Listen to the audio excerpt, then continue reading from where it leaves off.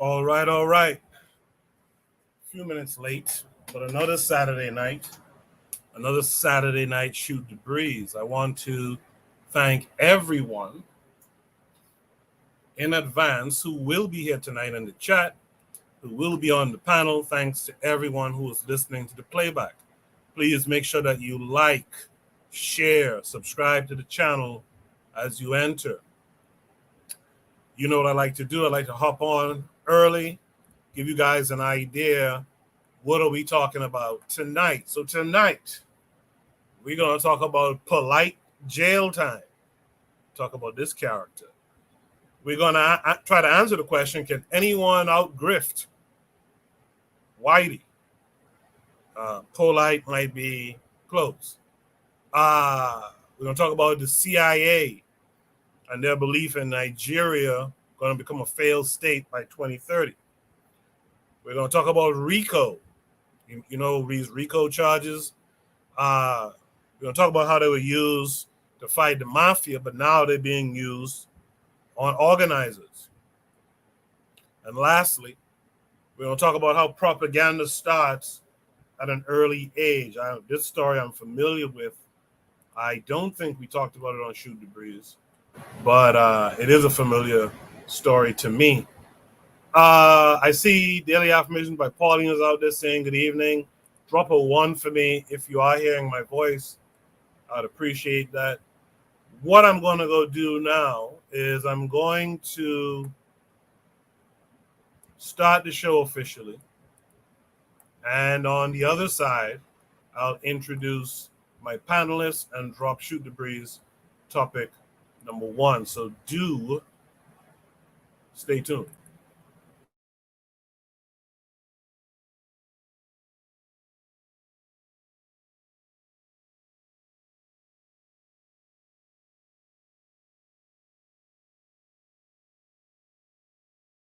You are listening to the Bitter Medicine Podcast on KWAZ Radio.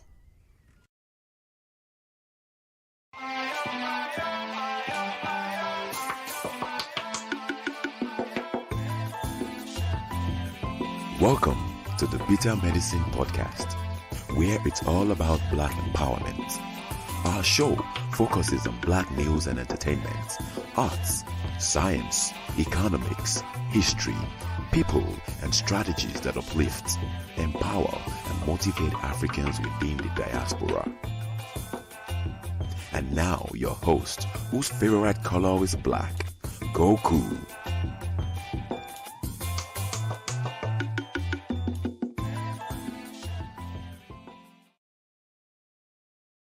Welcome back to the Bitter Medicine Podcast. I am your host, Koku. Just want to remind you guys before we get the show rolling that this show is part of a podcast network called KWAZ Radio. There are other shows on the network you are invited to tune into. This is D Webb with the Harsh Reality Podcast, asking you to tune in where we tackle the news of the day that affects our community, only on KWAZ Radio. Peace, family. This is Oni, inviting you to listen to the Pro-Black Perspective, where Black problems are addressed with Black solutions. Greetings, fam. Tune in to The Learning Curve with me, the Revolutionary Matron on KWAZ Radio. You are listening to the Bitter Medicine Podcast on KWAZ Radio. All right, we're back. Again, make sure you guys hit the like button, share the show to your social networks, and invite a friend to come and listen with you, if you don't mind. Let me welcome in my first 2 panelists to join tonight. Live from Tanzania, the Pro-Black Perspective. What say you this week? Peace, 3 a.m., but, I'm tuning in. Why not? You know what I mean? Everything's cool. Hope you guys can hear me. Yes, sir. Loud and clear. Appreciate you coming through at such an early hour. Let's also welcome in Black Steel this week. Black Steel, how are you? I'm doing good. How's everybody doing today? I'm doing wonderful. Looking forward to the discussion tonight. I'm hanging in there. Thanks for asking. Thanks for coming through. Let's welcome in our boy Buana. Buana, how are you this week? I'm great, man. How's everyone doing? I'm hanging in there. I'm good. Good, man. Good, man. Black Steel. How did the hurricane go?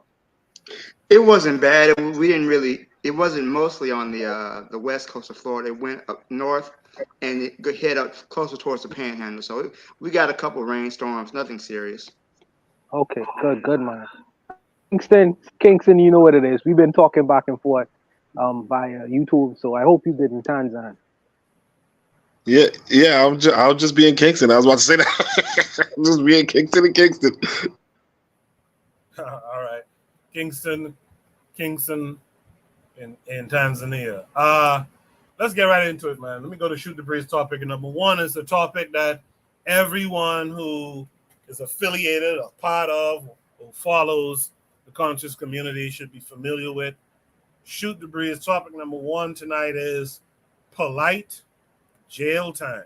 Polight jail time. This comes with several links, actually, for those who might not know the story. So let me share this screen first.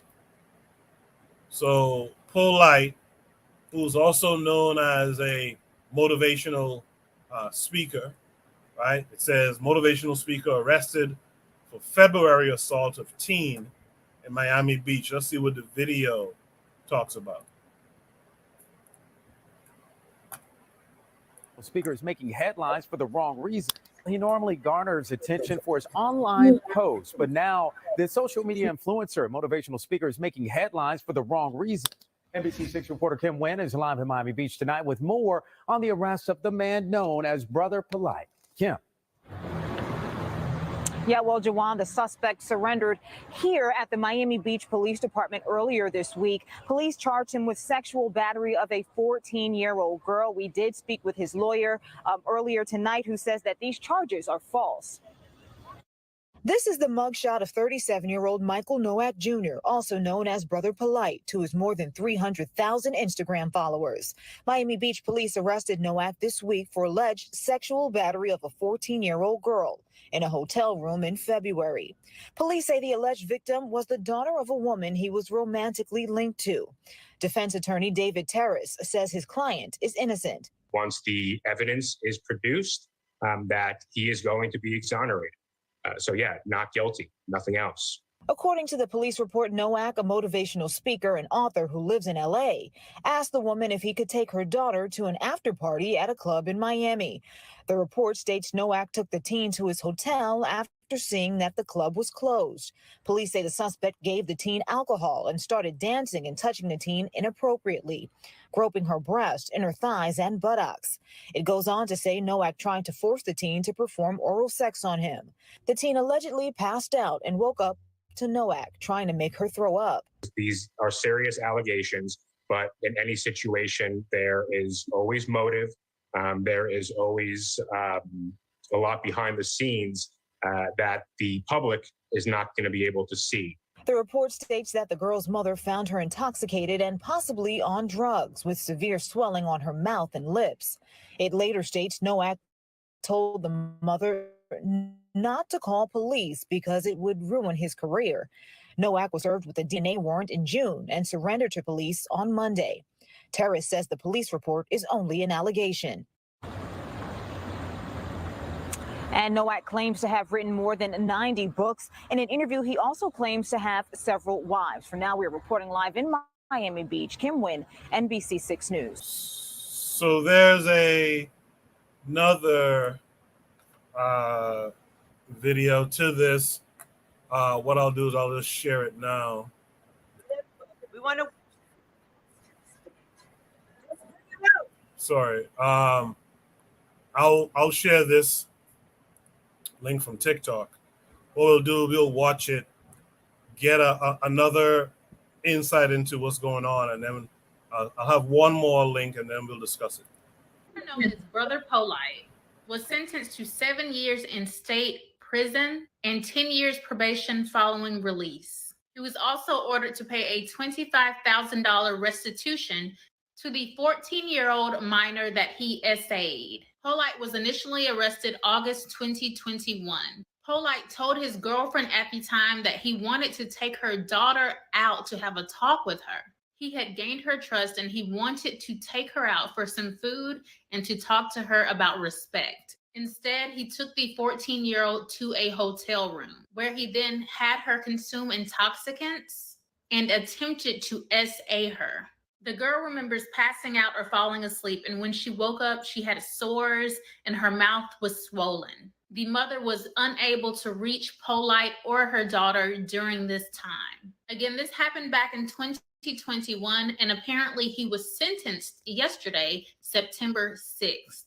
Per the Miami-Dade.gov website, he is currently in custody. And while I have not seen his sentencing on mainstream media, there is audio circulating from yesterday's hearing. Can you tell me your full name and date of birth? Michael Eugene Note Jr., August 10th, 1983. All right. The state has now filed an amended information today, charging you with the following: aggravated child abuse, great bodily harm, a first-degree felony, punishable by up to 30 years state prison. Count 2 is aggravated child abuse, great bodily harm, a first-degree felony, punishable by up to 30 years state prison, and contributing to the delinquency, dependency of a child, a first-degree misdemeanor, punishable by up to 1 year in jail. It is my understanding that you wish to plead guilty to this new information. You would be adjudicated guilty, and your sentence has been memorialized in a 4-page plea agreement. Did you have the opportunity to go over this plea agreement with your lawyer? Yes. Okay. I do need the defendant to initial each page because... Now, someone is handling Polight's social media, and they are putting out what I assume are pre-recorded videos saying that Polight is innocent, that all charges were dropped. I have not seen anything that would indicate charges were dropped against Polight. The victim's mother also gave a heartbreaking statement. I'll go ahead and play a bit of her statement so that you can hear how he went out of his way to gain her trust just so he could gain access to her daughter. You made me believe that you were such a great man and you could do no wrong. You made me fully trust you, and for that, my daughter trusted you too. But the truth is, you're a monster, a demon. The very first time that I allowed you to be alone with my daughter, the very first time you couldn't even help yourself, you told me you was going to be right back. We were going downstairs. We're going to grab food and take vacation pictures. You told me that you wanted to have a one-on-one talk with her about loving and respecting me as a great mother that I was and am. And I actually believed you. I believed that you were going to bring her right back. Again, for legal purposes, I would like to make it clear that I have not seen his sentencing on the mainstream media sources. All of this is alleged based on the information that has been provided. So lastly, I want to play a clip from Polight himself. As he, I guess, the day before, the day before he goes to jail, he started releasing some of these videos here. And so what I'll do is I'll try to start this from the beginning and let you hear what Polight has to say for himself.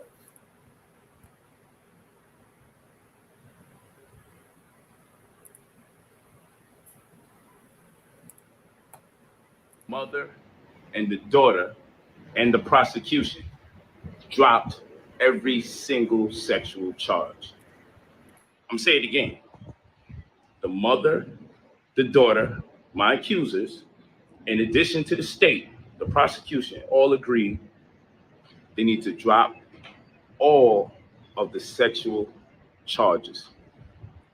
So yeah, it's a victory, but it's bittersweet. It's a victory because I was facing life. No parole, no probation. Now you may say, how could this be possible if a minor was so-called molested and there was DNA evidence? And people say DNA don't lie. And I always said, people do. Well, let's do this. The serologist, the expert that so-called found 6 semen stains amongst a headscarf and a t-shirt. Never mind the fact the whole rape kit said negative, negative, negative. They checked this girl for 5 different types of DNA, finger DNA, all types of different DNA. Checked her vagina, checked her mouth, checked her saliva, checked her excrement, checked her feces, checked her urine. Everything came up negative. You would think because of all the violent acts I was accused of, how I came inside of her, how I came on her face, how I bust her mouth open from penetrating her so physically, that there would be some kind of trace of something, some kind of DNA, but the rape kit came up all negative. So now we're in a conundrum. So how the hell how does the DNA just skip to a t-shirt and a headscarf?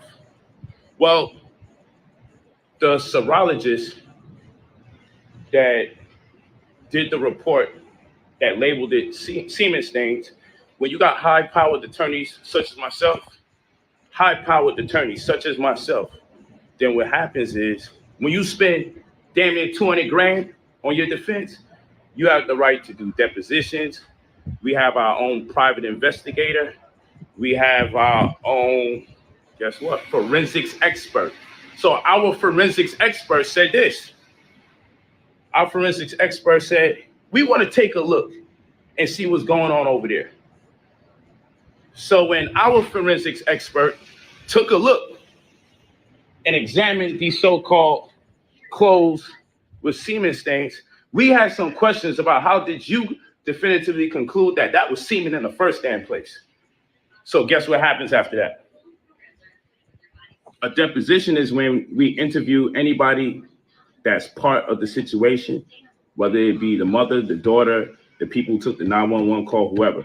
The prosecutor gets to sit in while we interview them, while there's a court-appointed stenographer that types up everything, and the prosecutor can hear everything as it goes so they can make a determining factor if they got a case or not. Point in case, we couldn't interview the serologist, Stephanie Thompson, because she mysteriously disappears when we want to question her about how she came up with those results. I'll say it again. The person who said that there was semen stains on the headscarf and the shirt, despite the fact the rape kit tested for 5 different DNAs, considering the egregious acts that I was accused of, the rape kit came up all negative, which science would suggest I did absolutely none of the things that I was accused of.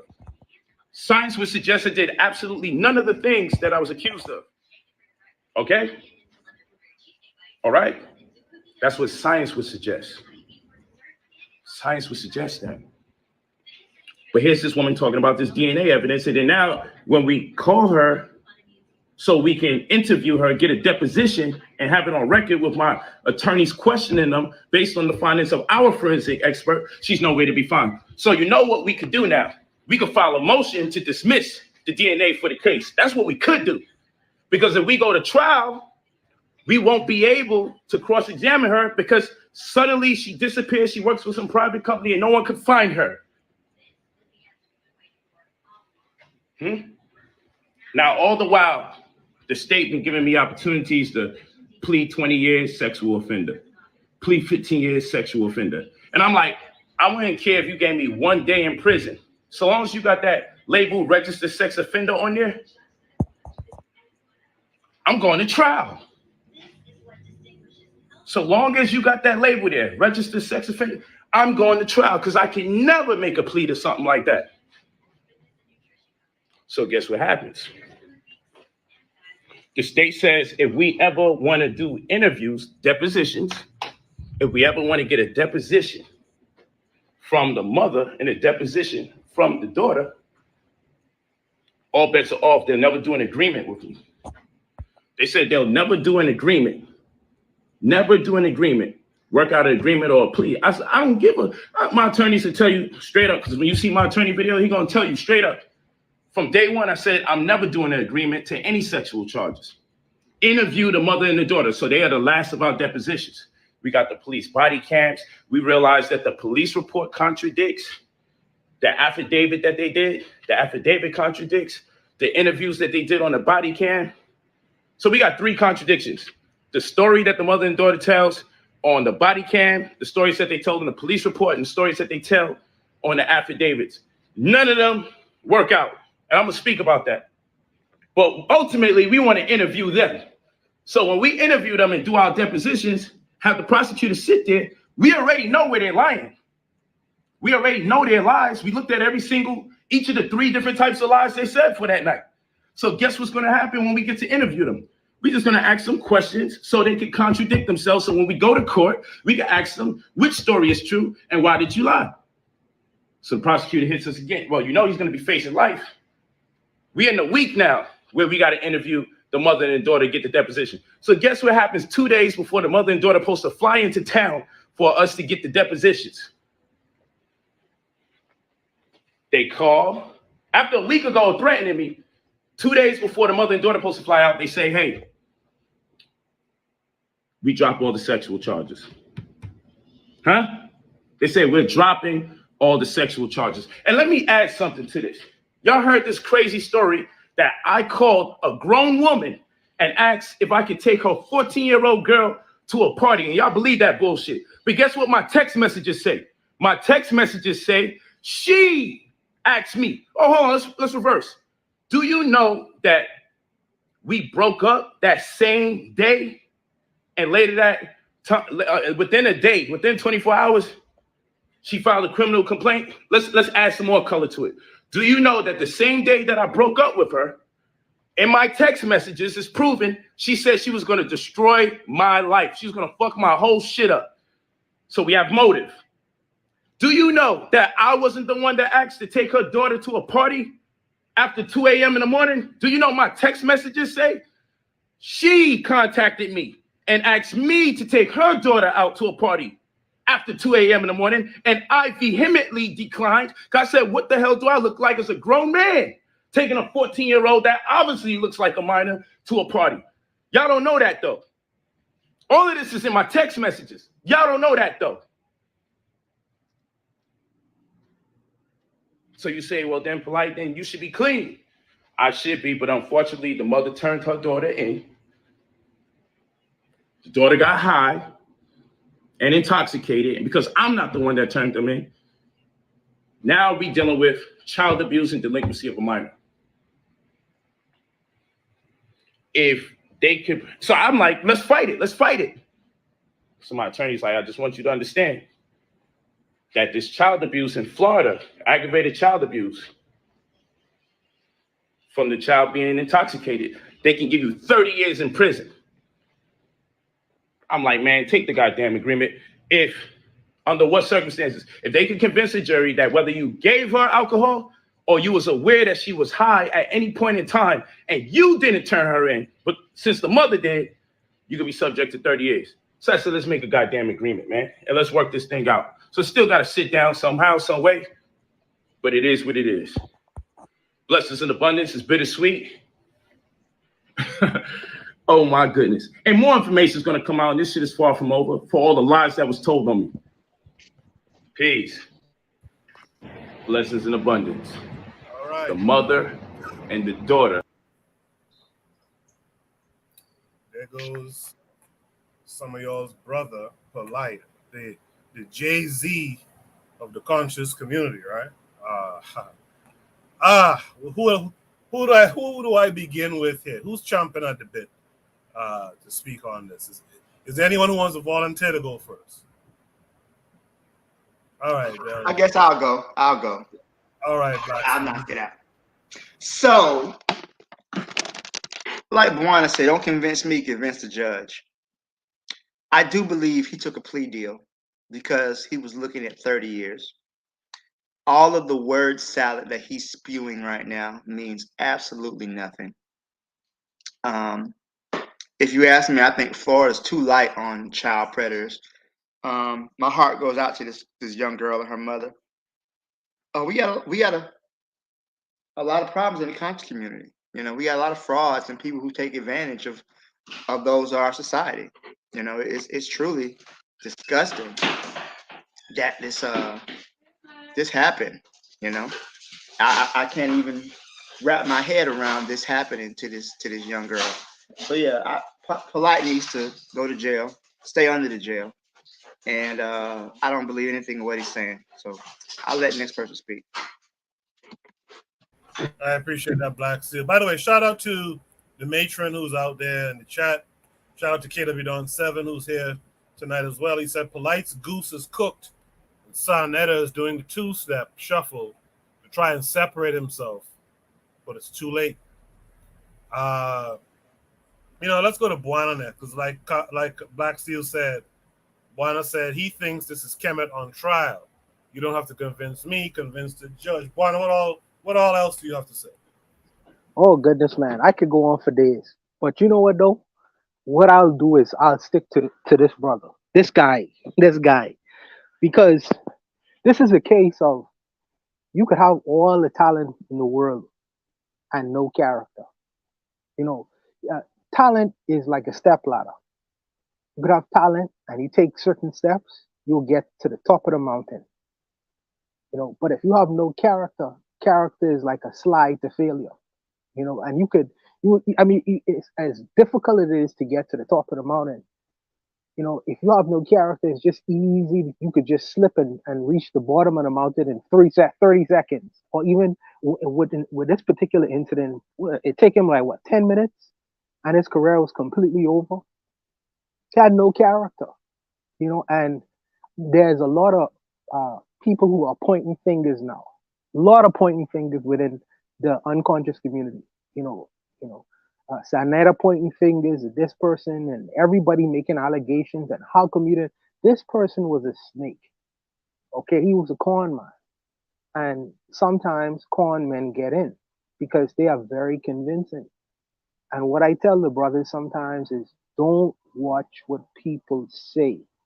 Watch what they do. When you watch what people do, it's a good indication of how they truly believe about certain things. This man had one particular time in his life, he had three wives. Where are they? He was a family man.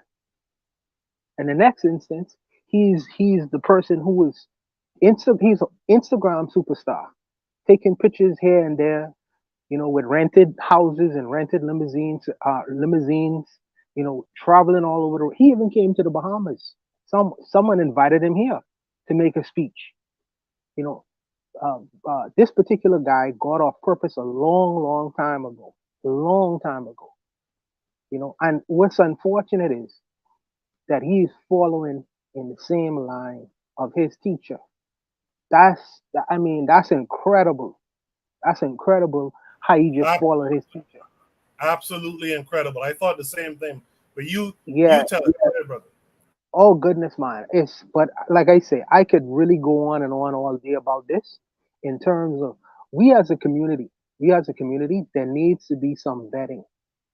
No matter what your back, where you come from. I want to know the last time you take a drug test before you speak to me. Do you have any criminal allegations, or what's your criminal record look like? I want to know some things about you before I permit you to speak to me and give you my time or even enter my mind. There are certain questions that we as a community need to ask so-called people who come up in our faces and present themselves as people of authority. This gentleman, he was a huckster. He was a con artist, and he conned the community for a long. There was allegations of this brother talking about scamming people, and I don't know if these things were true, but these things needed to be investigated. But because he was able to get on platforms and make people money, it was hush hush. But I'm not gonna blame the community. I just think that the community was hoodwinked and beguiled. They was lied to, and this is the job of a con man. He is able to convince people that he is who he says he is. And in this video right here, he is almost like a rat trapped in a corner. He continuously circles the room. He doesn't. You could tell the circles, the wheels turning in his head. He is still trying to be a media personality, knowing that he is going to prison tomorrow. Why don't you address the things that you actually did? But you know what though? What is good is the jail will keep you honest, because even though you don't want to be honest with yourself, when you go behind them bars, a degree of realism will come into your mind. When their brothers start testing you, if you went under protective custody in jail, the reality of what you did will come into your mind. So you could talk all you want to and try to convince your audience of this and that. The reality is everybody heard you say in your testimony in court, because it was played everywhere, you said, I accept the charges against me, and you are going to jail. And he is in jail currently. So he can't talk his way out of that. You know, but we as a community, we need to start doing more vetting in terms of who we present in front of our eyes as any kind of authority figures. But this is an old story, though. This is a story from Malachi Z. York to R. Kelly, to all these people who we look up to and believe that they have a degree of certain magic.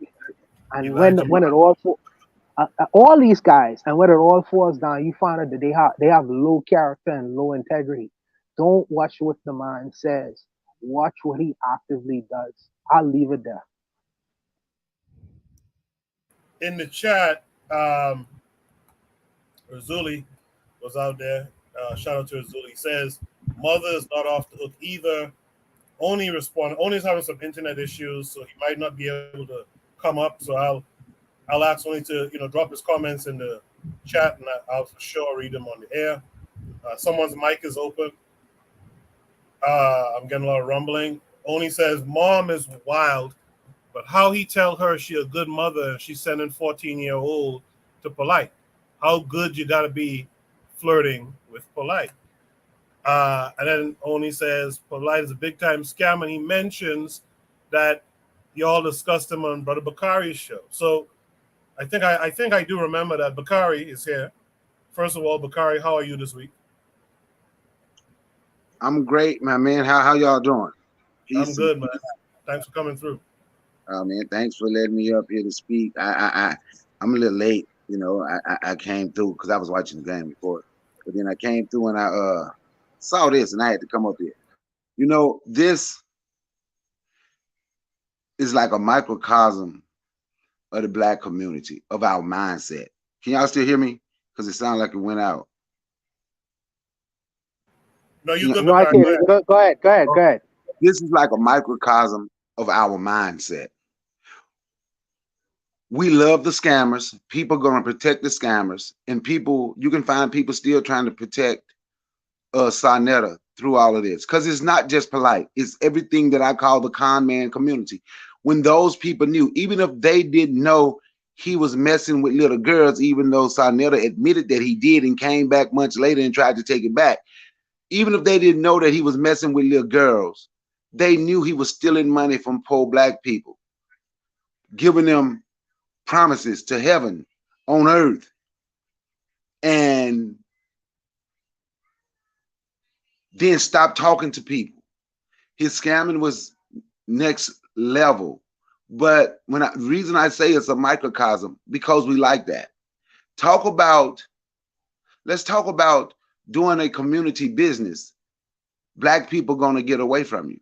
But I can give you a fake museum. I can give you fakes. And I'm mentioning these people because they ran together. The guy that gave the fake museum, just go look at one of his things. Polight was in one of his, I think the last one of the colors, finding hidden colors, whatever it was called. The last one of Polight was in that. These type of people run together. And these type of people constantly steal from the Black community, from poor Black people. And we're going to always search to do victim blaming. Like your friend just put in the chat, the mama ain't off the hook either. Like, what does she have to do? Because we're always looking to victim blame. What does she have to do with this? When I was married, before my wife passed away, she brought a daughter to the marriage. So I was a stepfather. I could take her daughter anywhere with me, and nothing like this was going to happen. So for some clown to say the mother ain't off the hook, why would you marry a man you don't think you can trust your daughter around? You understand what I'm saying? But we look to blame the victim because so many men, we act like we're jealous of our women. we have, now I'm gonna get back to Sonetta. If y'all go back, and I can find a video, if I can find it, I'll put I put it in things so you can play it. He was calling, this was about 8 months ago, maybe a year ago, when they had first fallen out, when him and Polight had fell out. You ain't nothing but a little Dr. York, because I don't say doctor, he Malachi, Dwight, whatever his name is. You ain't nothing but a young Malachi York, little Malachi York ass Negro. You know that little girl you telling people your daughter? I told you don't try me. I know that ain't your daughter. That's my wife. What did he say? That was his wife's cousin. The little 13-year-old, 14-year-old girl that Polight had run off with before. And the family couldn't find her. And Polight done taught her to tell people that he's her daddy. So they knew this was going on. And black people is still over there on his channel, still supporting him. He's still getting money from black people. Then they get to the point, but we're going to blame the white man. I believe in looking in the mirror. We can turn them off. I know black people don't think we can. Me and Bawana and The4Kast had that conversation last night. We don't think we can turn them off because white folks put them in algorithm. But we have the right to stop dealing with those people. But we don't want it. So now we the children of the world. We know all this going on and everybody doing all that talking. Once again, they needed the white man to come and do their work for them. And now you still got people. There's a guy I used to listen to named YK The Truth. I can't no more. Man, I just can't no more. He had some good information. I used to watch. He was funny when he would battle the Aboriginals debating and he would be winning. But now Polight, this guy did like 5-6 videos in a row trying to prove how Polight is innocent, how Polight didn't take a plea for nothing sexually. Like he's about to have a nervous breakdown because Polight is going to jail for this. Polight is scammed and scammed and scammed. But I don't understand how we don't know the scam. Somebody can tell you something good that you want to hear, and we hear and don't listen. I used to laugh. YG Polight was funny the way he used to make the Israelites mad. But I listened to Polight for 5 minutes, and me and my homeboy like, this dude is just slick talking, and people don't understand. When you hear people like him, listen to everything. He's speaking cadence. So he started with the scam, and this everything that he's been doing, and all of this go together, and it caught up with him. He took black people money and ran to Beverly Hills. That's what he did. Ran to go be around folks he was telling you it's the devil, because that's what black people want to hear. That's all you have to say. And they'll get on your bandwagon. See, they'll probably never get on my bandwagon because I ain't going to tell them that. I ain't got to tell them that because I'm going to point fingers like, man, what are we going to do? Brother Bakari, do you remember when Sonetta, sorry for interrupting, by the way. Do you remember when Sonetta came on and started making allegations about how this young girl ran away from home or whatever? Do you remember that? You remember when he Okay, so let me ask you a question. Didn't Sonetta continue to do business with this man after he made them comments? Yes. So that wouldn't that make him complicit in anyways? Yes. Yes. It make all of them over there. See, who knew about the scamming, who knew about everything, they're all complicit. And they didn't care about black people. They're all complicit. Sonetta, Young Pharaoh scam too. Young Pharaoh took Polight scams, turned on him, and went and got him a whole new crew with the scamming. And then he went all the way far left. But all of this, all of them is complicit. The whole so-called conscious con man community is complicit with what's going on. They all are, because they saw it happening. And Sonetta even more, because it went past the scamming till he knew that this dude got his wife's cousin at 13 years old to run away, not answer the phone. But people still watch him. He got information. I know when we were talking last night, Bawana, I know 4Kast say we don't have power to stop listening to people. I don't get that when white people. I hope he listening. That's why I said that. White people got to tell us who we need to stop listening to. But we have the power to shut people like that off. Or our community won't ever change. We would just remain the same. We would just remain the same. Won't go nowhere. Bakari. Yeah. Everything you just said, I agree with 1,000%. The one thing I would add, well, first I'll add this comment. This is why I think it was 2 weeks ago, or maybe it was last week. This is why I say I personally don't mind criticizing the community. Because what you just said, I could clip that and put that as a standalone video somewhere. And I would hope that everyone who proclaims being a part of the conscious community will listen to that. That's what we got to start educating our people on. But I want to add this other comment too.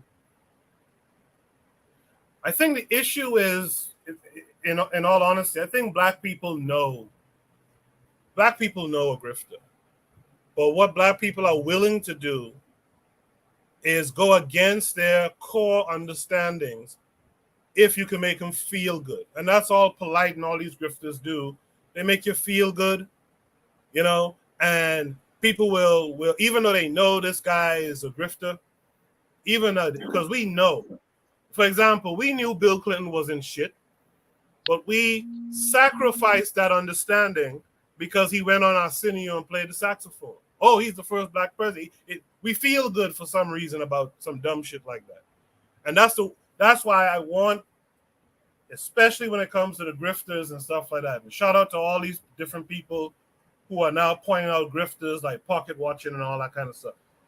This is what I want. I want people to learn this shit and put aside that feel-good bullshit that you're following in these people and really, like Buana said earlier, vet these people, man. Vet these people, man, before you enrich these people. I'm going to let Bakari come back and respond some more later, but let me get to some of the other folks who joined. So, Bakari, just hang tight for a second. Ben Uko's here tonight. Ben Uko, how are you? I'm doing good. Yes, I heard about this whole Polight thing. Can I take a comment about this? Yeah, go ahead. Yeah, I gotta take I want to say hello to the whole. Who's here tonight? Bakari, you're in the house. How you doing, Bakari? I'm great, my man. How are you? I'm doing great. After I talked to you over this week, it was great to hear from you. I haven't talked to you guys all in a while here. But yeah, let's get down to this business here. Yeah, Polight jail time. What say you? 1 second, please. All right, so let's get down to this. Let's get to this. Where's Tariq at? Where is he at? Because he's one of the biggest assholes in this whole thing with that Hidden Colors 5. Where's that dirty rat at? He's so running right now because it's going to go back to him and everybody else because voice is going to look bad. Because I when I hear some of these people speak, I say, wait a minute. Some of you can't talk. Some of you can't talk. I was hearing Phil the Advice show. You can't talk. Oh, Young Farrell, we know he's silent. He can't talk. But some of these people out here that are on social media, you guys can't even talk. Because some of you guys do the same grift as he does. Anybody want to comment? Ben, finish Ben, I would only say this, Ben. You see, sometimes we go off and don't end up dealing with the matter at hand. Okay? We understand these brothers, them shaky or whatever. This dude did something and he was convicted for doing something. So I think that sometimes as a community, let's deal with the people one step at a time. Our focus is on this man and his actions. And I Yeah, think that we should deal yeah, with him. yeah, I know, and he's a pervert. He's a complete pervert, he's a demonic. He has like no self-respect. It's like, why would you talk to a 14-year-old child? Like, no. Or, oh, take her to do something private with her. Something's so wrong with this man. This man is a complete jackass. There's no way he can get away with this. That's all I gotta say for right now. All right. Let's welcome in our boy Azuli this week. Azuli, how are you?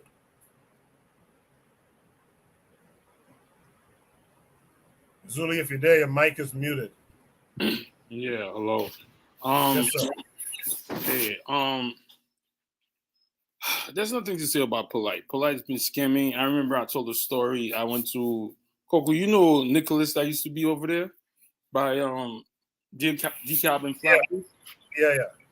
He was there telling the people that he has a mine in Africa, mining gold.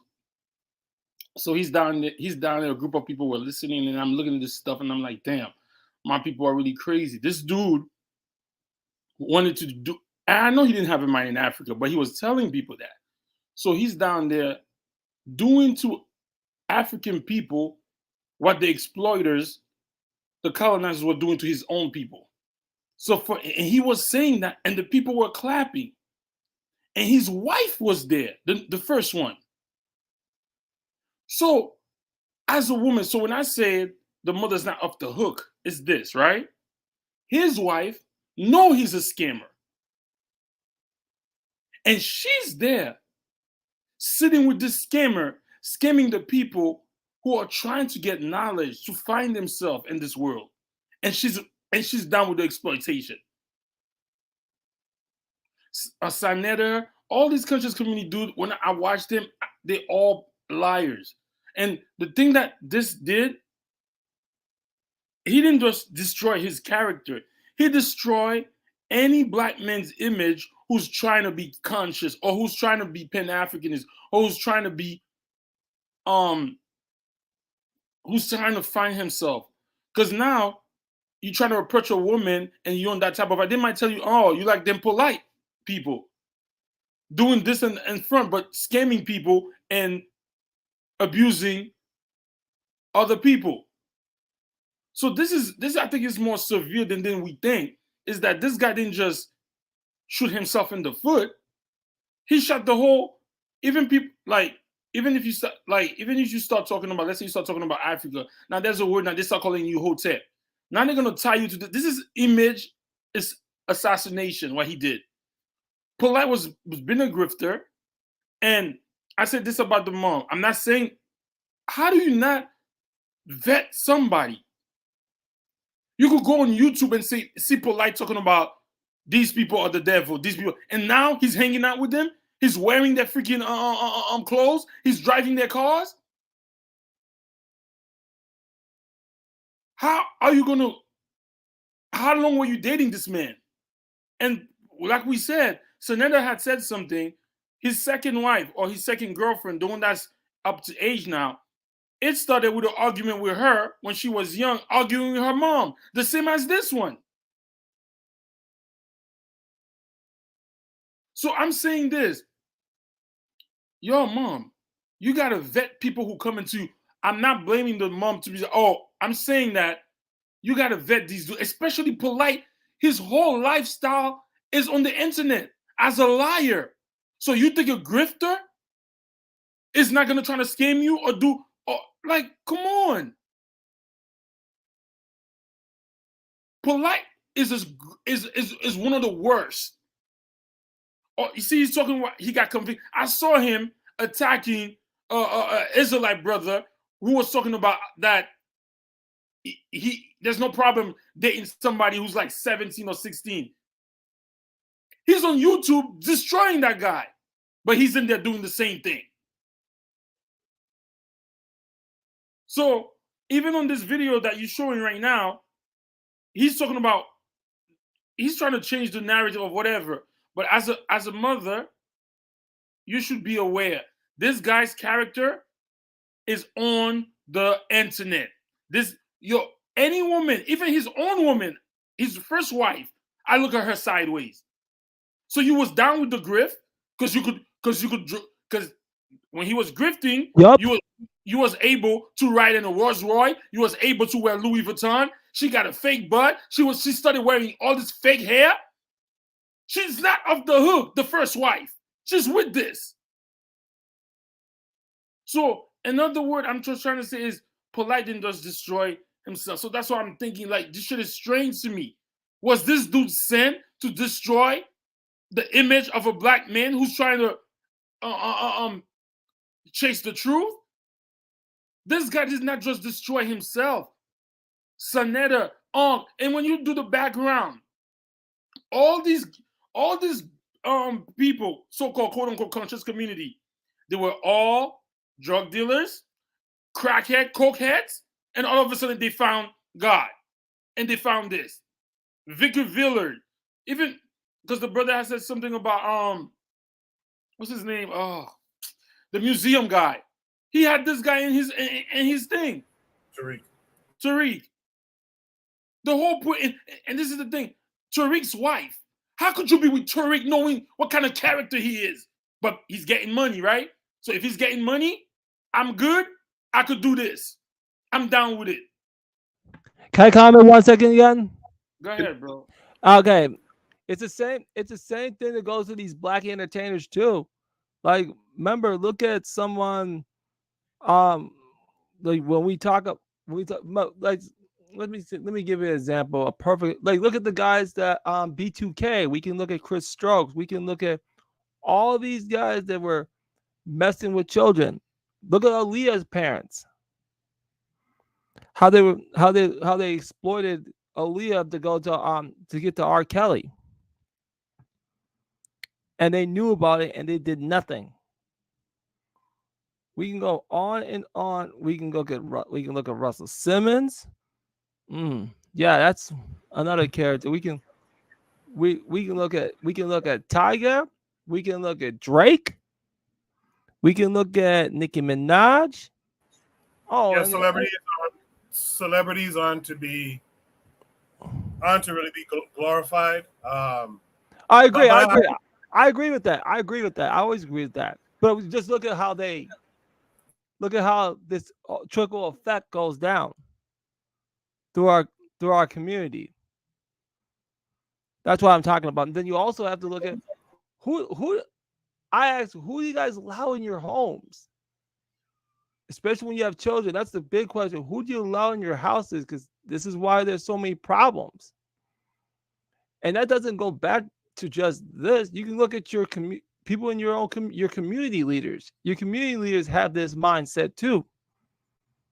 Covering up for pedophiles, when these like so-called violence interrupters, or people who cover police brutality issues. They got this similar mindset too. And I'll yield the mic. Yeah, I think I could buy a bit of what Uzuli was selling there with the mom thing. It's not to blame the victim. I do think, as with all things, there has to be vetting. And there was enough information out on Polight already, because Polight came out like in the early days of the internet. If you think about it, when he used to be clowning those Israelites and stuff like that, I remember that. That's early internet days. So this is how long this guy has been around. And you know, if you're going to date this man, and again, I'm not putting all the blame on this woman. I still have 99% of the blame on Polight. But yeah, if you're going to be dating this guy and having him around your child, you needed to look into him a little bit. I could see an unknown guy fooling you.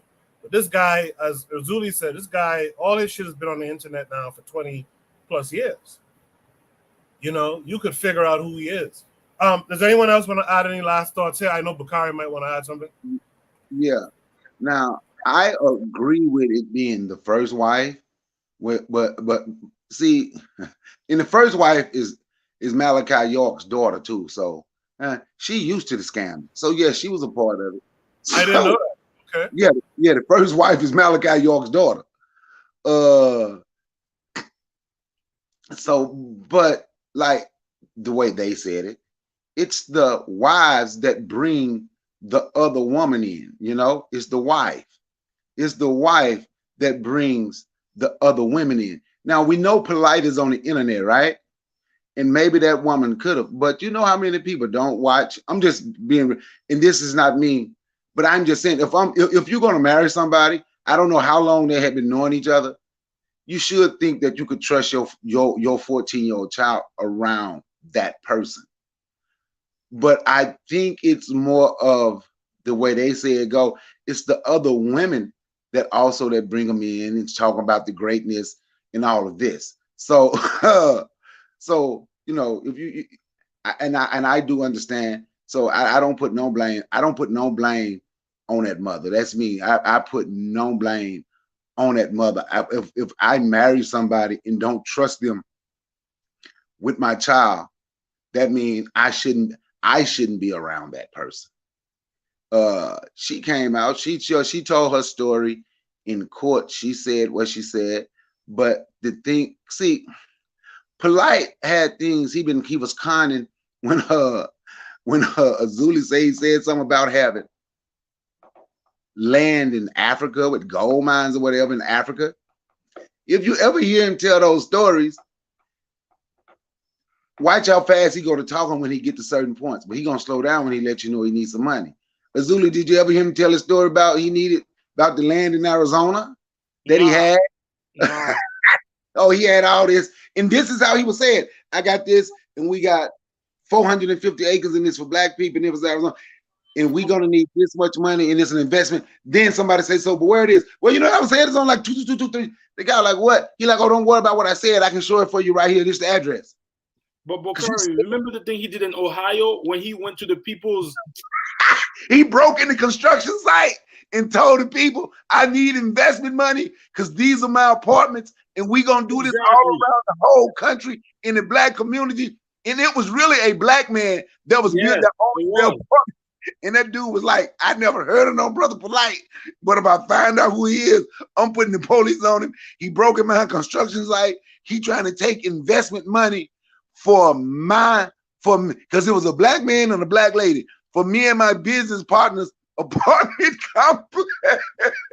And that was crazy. And the black community saw this, and like you said, Bakari, they exposed them, and the black community still mess with this dude.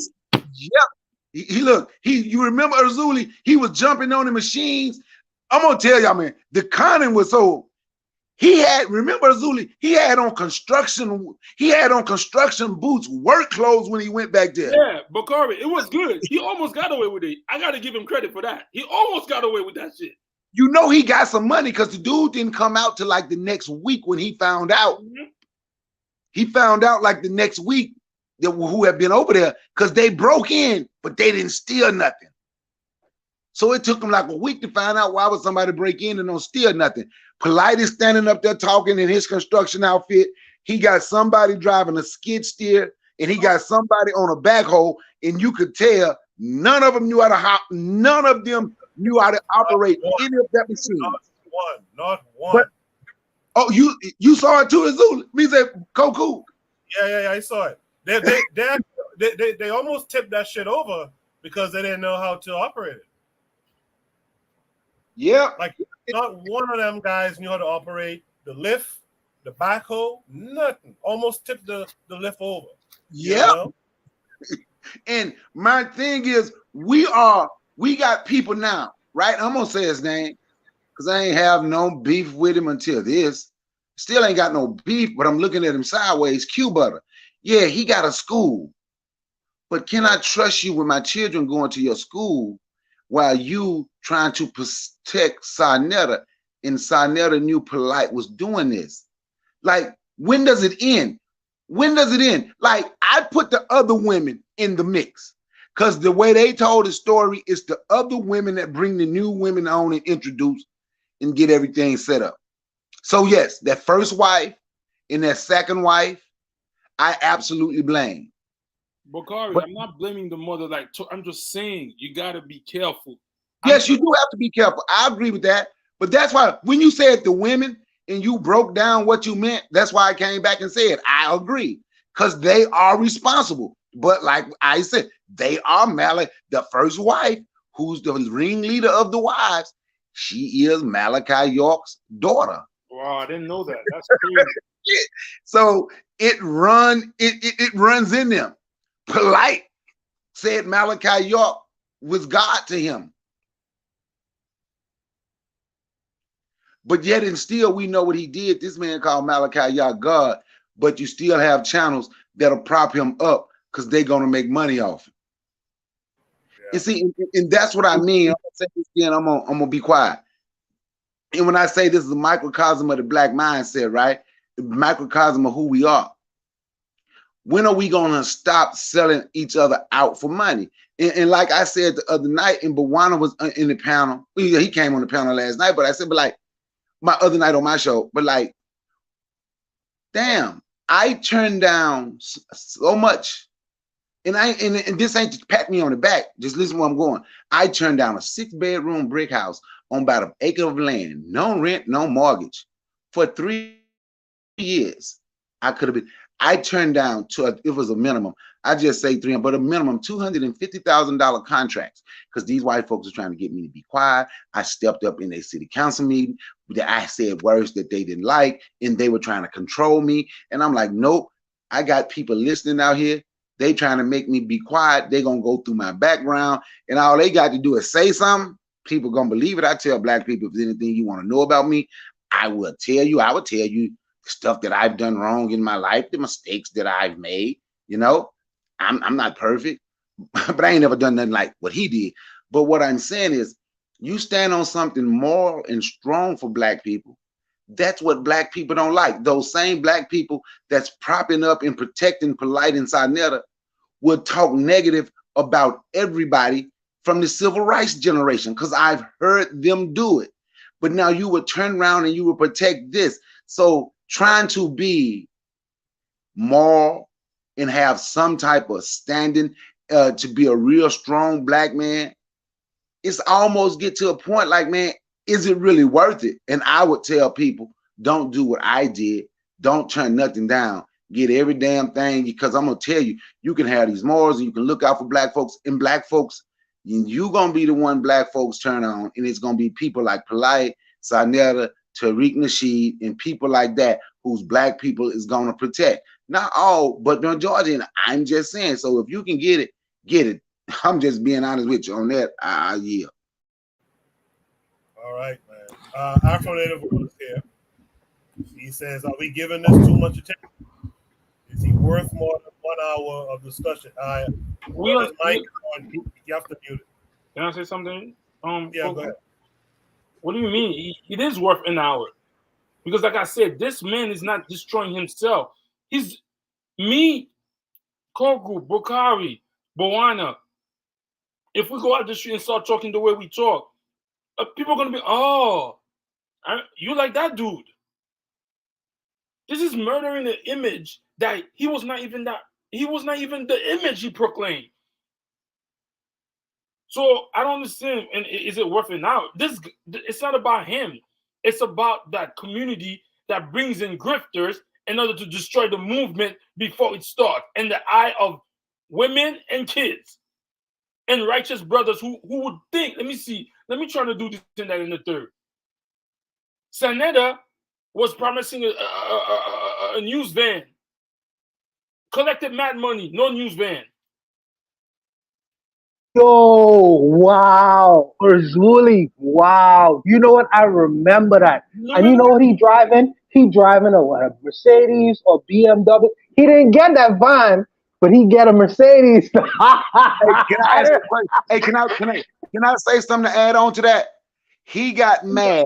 He took up $9,000 in donations for a news van. I'm going to show you something, Bwana. He had already got that Mercedes that he was driving from a different scam, from a different scheme. But I'm going to show you something because I know that because when him and Polight went at it, Polight called him out about it. That's the only way I know he got the Mercedes from a different scam because they tell on each other when they get to arguing. But you know why he didn't get a news van? He refused to get one because he said that people didn't give him enough money. This was like 2020, this was like 2020, 2021, right? They did not give him enough money to buy. You're right. You're right. He had the audacity. I saw that video. That's why I was like, wow. Yep. And he refused to get a news van because the people did not give him enough money to get a brand new Mercedes news van. And let me tell you something. This is how I know Polight was a scammer, right? Little things to show you. That's why you need discernment. I was watching one of his videos. You know, Polight used to go crazy at the Israelite.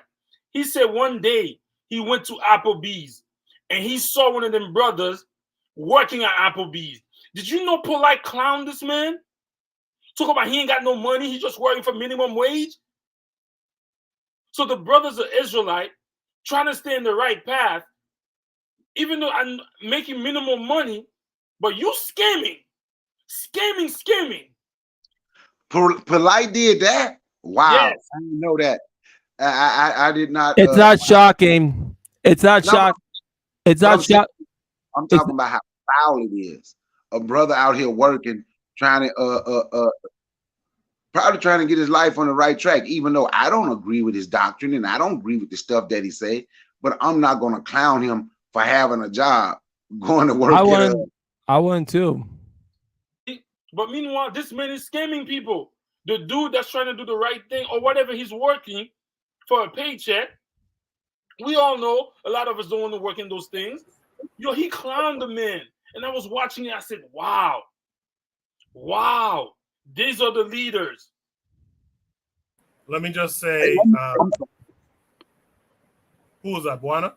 No, that was me. I'll wait till you finish because I want to respond to something Afro Native World said. No, okay. Let me get a shot. Let me get a conversation. Let me respond to that. I was just going to say something and I forgot what it was. To what Afro Native World is saying in the chat about not really knowing who he is, that's a funny thing too. His popularity in consciousness, I would say, dipped a little bit in the last few years. But in the beginning, like I said, he came out kind of with the internet. And when he was dissing those Hebrew Israelites and Muslims and all that kind of stuff. But it's important, I think, to discuss these grifters. I think the problem is we kind of took that approach that a Shaq will take. Remember when Shaq, being a sheriff, he said he will never have something negative to say about the policeman next to him? I think a lot of us kind of just let these guys run amok. And I think more of us need to really get in on them. I know Bakari wanted to say something, Ben wanted to say something, and whoever else wants to add, just keep it brief for me because I do want to go on to the next topic. Bakari. Okay, look, Afro Native World, you said, did he speak about African senators and all that? Yes, he did. And he was trying to scam those people out of money. That's why he kind of switched up and started going against, he was never Black Power, but he started going against people talking about Black Power. But it's not just him. It's a microcosm of that community. It's of the so-called the con man community. And it's a microcosm of Black people and the things that we follow and who we follow and how we allow any of this work. Now, I know I said I don't get, and I don't want to just call out all the negative about Black people, and I don't. But in cases like this, it really needs to be called. It needs to be called out. It really needs to be called out because it runs rampant. And you can meet a brother Polight on any corner you go on, trying to hustle you and scam you and whatever it is they can get away with in the name of Black people. And I agree with Azuli. He has made, when we go out and pound the pavement, he has made people like us, when people gonna say, you are a Brother Polight type person, you are a Tariq Nasheed type person, you are those people, you just want money and you're not gonna do anything with it. That's so demoralizing. But Ben, well, keep it brief for me, Ben. Yeah, like Bakari was saying, that does happen because our brand was messed up back in May when this is the similar thing that he did. It's like I was offered a service, okay, promote my stuff. He totally goes in my account and says, oh, I'm doing your bank repair. He's basically was just lying all along until I found out that he was lying back in May. Screw up my brand, screwed up my job, screwed everything up that I was doing. Now I got to start all over again with a new job and everything. And that's happened to me. But in political scams, I can catch you out. Maybe not financial scam, but political scams, I can catch you any day of the week. Like Polight's doing this political scammer, I can catch him because he's really not. He doesn't provide you no service. I know when you're really doing something like this, you say, "Oh, you want to help Black people? What services do you provide? Do you have any medical expertise? Do you have any tech expertise? Do you have anything that's relatable? What subject? What have you been educated or self-educated on?" And he doesn't have that. Then you know he's not for you. So let me take it back to the community leaders. When you have them in your community, all these ones that are going meeting with the city politicians and even some of the national politicians, you have to ask yourself, what violence have you stopped? What example have you made? Have you made an example of building a family, building any type of life skills? What have you learned? And you don't see that with these community leaders, and it's just a way to just sucker people dry. And because I always, when I go biking around the city, I see them always around, just walking around doing all that. Look, what are you really stopping? You have all this going on, and you haven't stopped no crime. You haven't stopped no police terrorism. You're not acting. No, you're always just going around with the city and doing whatever it does. So basically, you're doing doing snitching, doing data mining for the city so they can put in a police state. That's all simple it is. And that's what these grifters do. Grifters and these common do. They just data mine people so they can give information for the government. That's Any all. other words here? Yeah, that's all I have to say about it. It's like keeping people's information data mined. That's how it works. Polight's this dude is a sucker. He's a pervert, grifter. It's like this is so unbelievable. I can't believe this man was allowed to speak for black people. He was just allowed to speak. And when we were one time we were out. Who's that other grifter that's also quiet? I forgot. Riza Islam, another one. Why is he quiet? Boyce Watkins and then some of the ones that also support Boyce Watkins, you speaking, but we're gonna look at your grifts. You know why they speaking? Because your grifts will come out too. All right, Ben. Let's do another topic. Hey, Cool. I'm gonna step down. I'm gonna try to come back in a minute, but I'm gonna be listening when I step out. And Can I say something real quick? Azuli, it was cool being up here with you. I don't think he was in the chat or anything, but I tell you, I did apologize to you for some of the things I said to you that day. No, we're cool, bro. We're cool. I know stuff No, when it got a little heated, but I'm a man enough that you wouldn't hear when I said it, so I say it right now. That's why I'm saying I know we cool, but peace. No problem, man. We're cool. We're cool.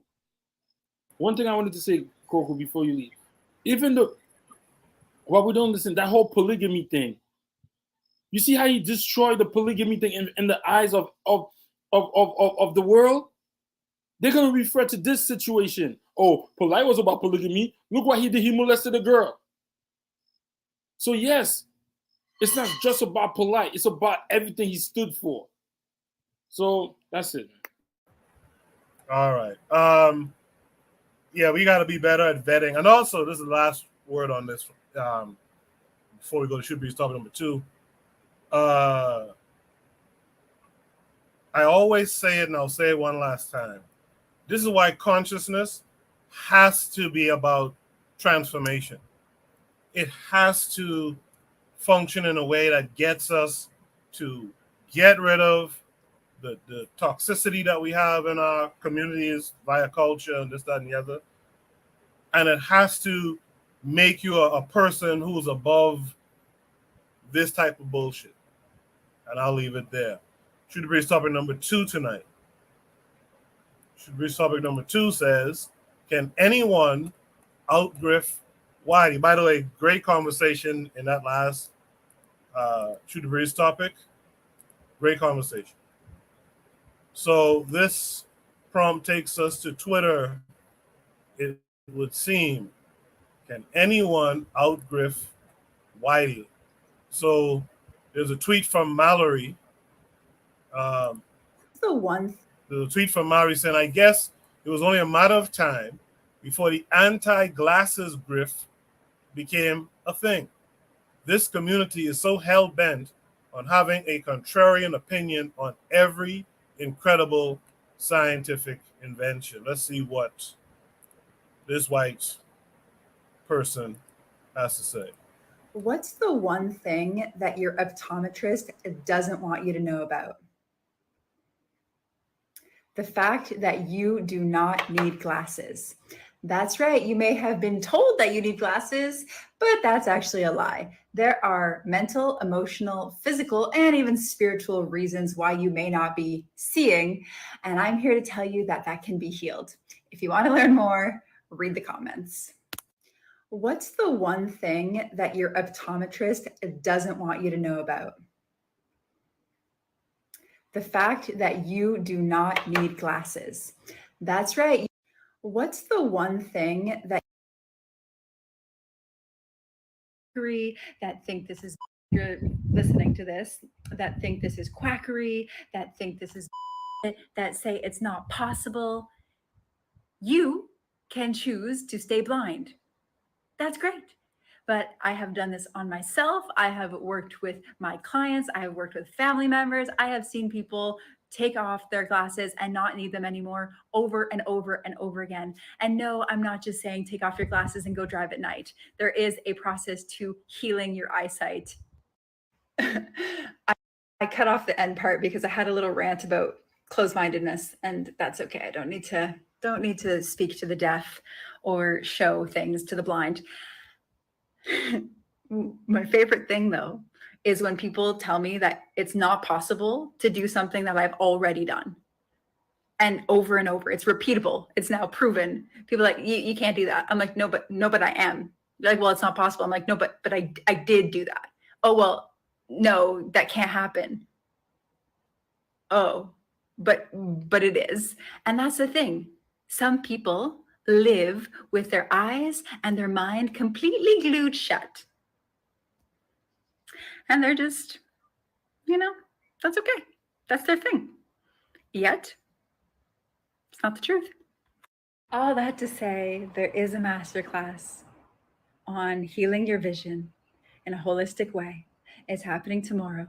It's $11. I've upgraded my Zoom capacity so we can fit in all of you. I'm really excited to go deep, to blast your eyes and your mind wide open and to give you the goods. We are going to have so much fun. This is probably your last chance to enroll, because I'm not going to be sharing more of this, because I am going deep into some beautiful practices for myself so I can show up as the most inspiring, empowering teacher that you ever did. This video reminds me of a conversation I was having with an acquaintance some time ago. And I was telling her a lot of these things that we see in society, a lot of these movements per se, like say feminism. What we don't realize is feminism was just a lane some academic jumped on. They heard some college students talking about their frustrations, and they jumped on that, and they themselves became the forefathers of that particular lane, like in sociology and all that type of shit, right? They become the forefathers and former. It was just a lane. But then the masses will take that shit on and run with it. This lady is pushing something, right? And there's people who will believe it, that you could just, your eyes can just, after you turn a certain age, your eyes can reform and all this kind of stuff. She's just creating a lane. And then she tells you about the masterclass, and you could pay, and you could heal yourself. Like, these are just lanes these people landed on, and the masses, some sector of society takes it serious. Anyway, Azuli, what say you to this? Can anyone outgrift Whitey? Well, I'm gonna go the opposite way. I've been watching videos like that. Glasses doesn't help. Your wearing glasses does not help your eyesight. It makes it worse because it's called the muscles in your eye atrophies. Don't people see, like, when a little kid wears glasses, he could never take off the glasses. He carried those glasses all the way to death. So I don't understand what she's talking about, because you could go on YouTube and YouTube people who have done the work, and you don't have to pay for her class. So I don't understand what this is saying. Can you outgrift? Dang. So this is the problem. This lady is telling us that the main person who's grifting you is your eye doctor. But you don't want to fight that because you've been programmed to think the eye doctor will never lie to you. So, I mean, I don't know if because you said something that was important. She just jumped on the lane. This wave has been going on. She's not the first person who said that about that you could. What she's saying is there's exercises that I don't know if that's I haven't taken a thing, but certain people say there's certain exercises you do with your eyes that could improve your eyes. Glasses don't improve your eye. You will always wear eyeglasses. So I'm going the opposite of what people are saying. I don't understand. Are they saying she's a grifter because they believe that she's lying about improving your eyesight without glasses? So I don't know. Yeah, I think the idea is along the lines of what nonsense is she talking? And who said that? You said Mallory? Who? Who posted this? I think it was Oni who posted it. No. The person who posted before Oni, you said something about Mallory posted this? Oh, yeah. The person is, Mallory. That your optometrist. It's not Mallory, the one with the Black Lives Matter joint. No, it's not her. But anyway, either way, I've seen, she's not the first one to speak about this. I've seen different people talk about certain stuff you could do. I don't know what she's going to proclaim to do, because I heard she said some spiritual and all of that. But I've seen other people who speaks about doing certain eye exercises to help improve your vision until you don't need your glasses anymore. So I don't know. I can't. I don't know if the class is a grift, but I've heard that what she said before. So that's how I feel. Let me hear from Black Steel on this next. So, to answer the question, nobody can outgrift Whitey. Whitey is the originator of grifting. They're the people who created grifting in the first place. So before we had con artists, we had confidence men. So even the terminology of grifting, it all comes from. So no, I don't. As far as her saying you don't need glasses and take my master class, that's a obvious scam. I would never fall for that. You got to do better with your scams, lady. I wore glasses when I was a teenager. I don't wear them anymore. It could have just been, to me, when you're dealing with a medical issue like this, I'm skeptical of people who offer these miracle cures, these spiritual healings. There's people who've died. There was people who have died trying to partake of these spiritual cures. It was a young lady. She was having seizures, and they said it was the devil. So they tied her up to a bed and they prayed over her. She died. So whenever these people are coming, your doctors don't know. We know you can. We have some Bible verses you can read. We got some oil. You know, who was the one televangelist? He was giving out these prayer shawls that he would get online, and he would pray for you, and then people would send in their prayers, and they would send in money, and he would pray for them. And after the end of one of his whole sermons, they found all the prayers on the ground. They didn't care about anything but the money. So yeah, nobody can outgrift Whitey. They're the champions. They're the gold medalists. We shouldn't aspire to be on their level on this particular thing. So yeah, I'm not really buying what she's selling. Especially when she said spiritual. What you supposed to pray for better eyesight? Is that what you're supposed to do? If you say how many Hail Marys you got to say so you can see better, fuck out of here. I'll let the next person get it. Thanks, Kofi. Let me shout out the Forecast Radio who's out there in the chat. Also want to acknowledge Afro Native World. He has this comment for the last prompt. He says, Benful Campbell says we need to raise behavior above raising consciousness. To me, that's a bar right there. I really appreciate that insight. So peace of forecast, Afro Native World. Buana, can anyone outgrift Whitey? I mean, the only person who could come close is maybe a Brother Polight. But what I would say is that, I mean, the white guys are the champions of selling stories. They're the champions. White folks get black people around the world to believe that there's a white big man sitting up in the sky, sitting on a throne. It's like, why would a spirit need to sit on the throne? Why would a spirit have legs or even a bottom? It's like, come on, man. Come on. But millions of people believe it. They pay millions. One of the wealthiest land real estate areas in the world is in Rome. They have people who dress in dresses and funny hats, and they send billions of dollars to Rome just to keep that racket going.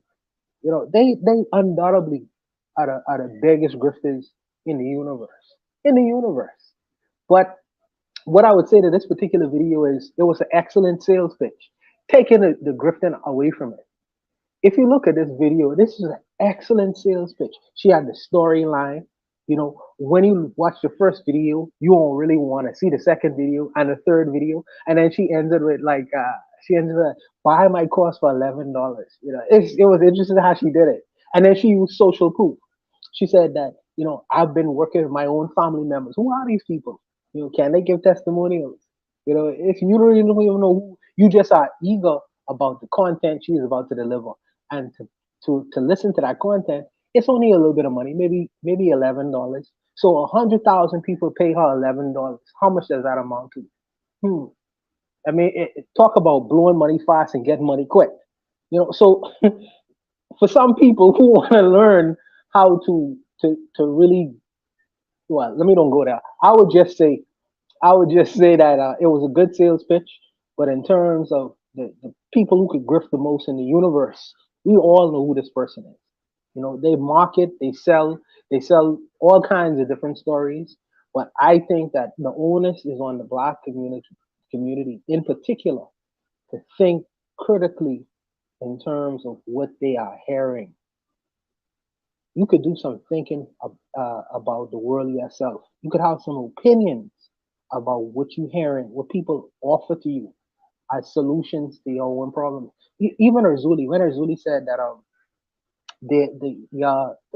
your eye atrophies by the use of the glasses. Now, me not knowing anything about the eye and how that works, I'm more curious about. So all she needed to do was just sprinkle that in, and we'll make more people come. So it's just fascinating how people use words and the ignorance of people to really take advantage of them. And she is just along the lines of what we just discussed prior to her. She is just a lighter version of a con artist, just a lighter version. But I'm gonna tell you this: there are many people after they watch this video will buy her course, and she will make a whole lot of money from this scam.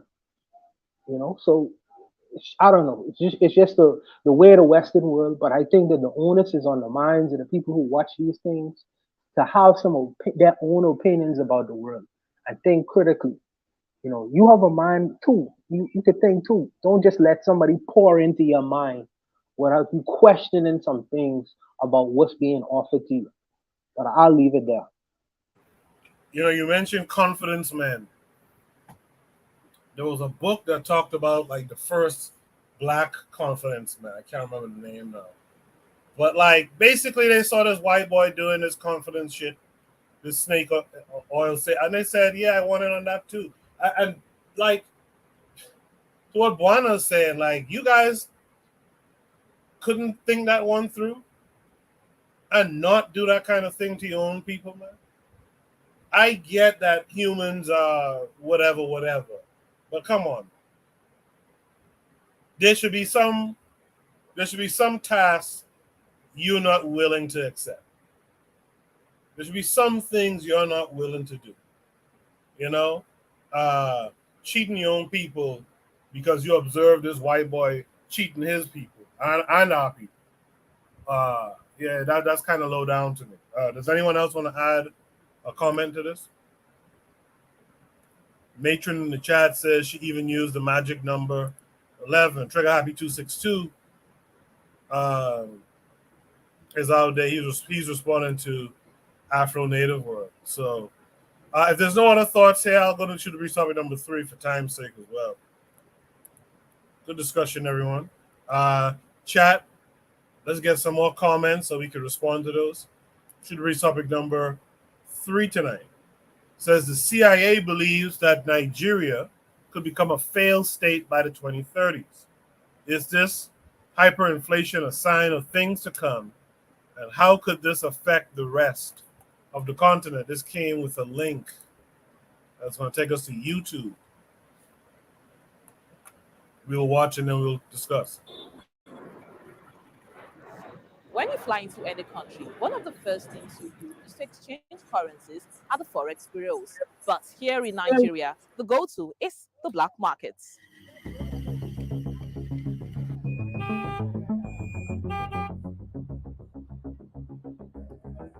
Why you have a thriving, hypothetically power market, and I say black market looks like this is something evil, you know, when you call it that way, is the fact that you have a lot of exchange controls in Nigeria. Yeah, every day, every time the naira is coming down, while dollar is going up, all the currencies are going up. So why will you keep the naira? In 2015, you got $1,000, I needed 165,000 naira. Fast forward 8 years later, I need 876,000 if I'm going to buy that, right? So when people see their store of wealth drop aggressively in that manner, more and more people say, I need to move to dollars. I don't trust the naira. I think we've been raped by politicians, ravaged by politicians in the past, or by people who have run the country.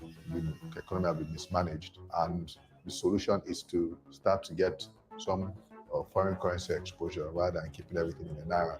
Ending the subsidy and the preferential exchange rate system were key to this fight. This fight is to define the fate and future of our nation. Much is imbalance. Market prices of household items in recent times in Nigeria have spiked, and this is very much connected to the introduction of new monetary policy and the removal of fuel subsidy, which has now tripled the cost of fuel. The fuel subsidy is sincerely affecting us. Students are finding it so difficult to sustain. Students are finding it so difficult to transport. Students are finding it so difficult to exist in our own country. There is no market at all. The profit is not there again. We are suffering for everything. I can't lie for you. Formerly, I used 1,200 naira to buy gasoline. Presently, I spend over 7,500 every day on gasoline. Pathetic. A difficult situation at a time of people that need help. Nigeria need help. For price go up by about 200%. And you'd have noticed of recent that a lot more people trekking on the roads. People are struggling to pay for transport. Transporters have increased the price of commutes by, say, what, about 100%? Not everybody can afford it, and not every business can afford to increase wages.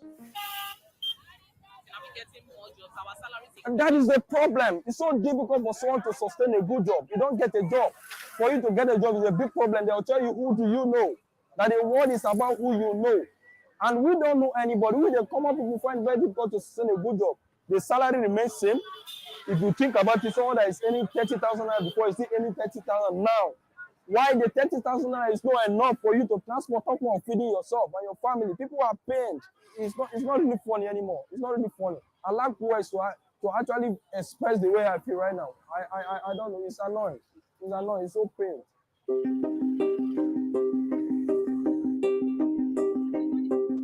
The minimum wage in Nigeria today is 30,000 naira, and this is less than $40. Labor unions are clamoring for an increase to 200,000, which is about $250.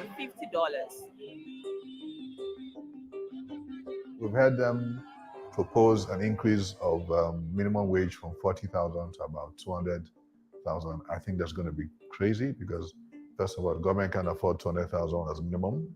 And second, if you also consider the fact that that will lead to huge inflationary pressure. If you suddenly have 160,000 extra chasing goods and services, inflation will jump.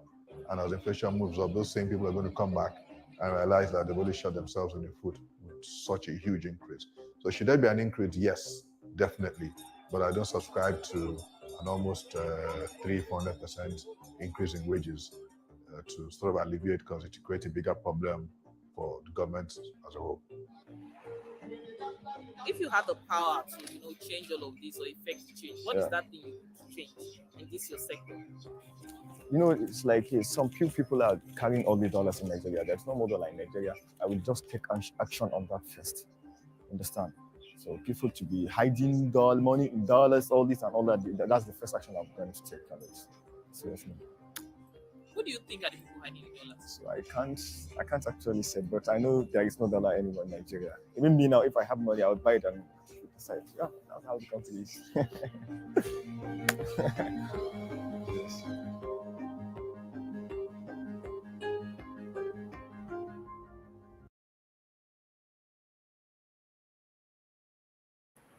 Very interesting conversation there. Very interesting. Should be topic number 3. The CIA believes that Nigeria could become a failed state by the 2030s. Is this hyperinflation a sign of things to come? And how could this affect the rest of the continent? Let me start with Buana this time. Buana, what are your thoughts here? Well, whenever you start a statement with the CIA believes, understand it's a statement that you really need to question.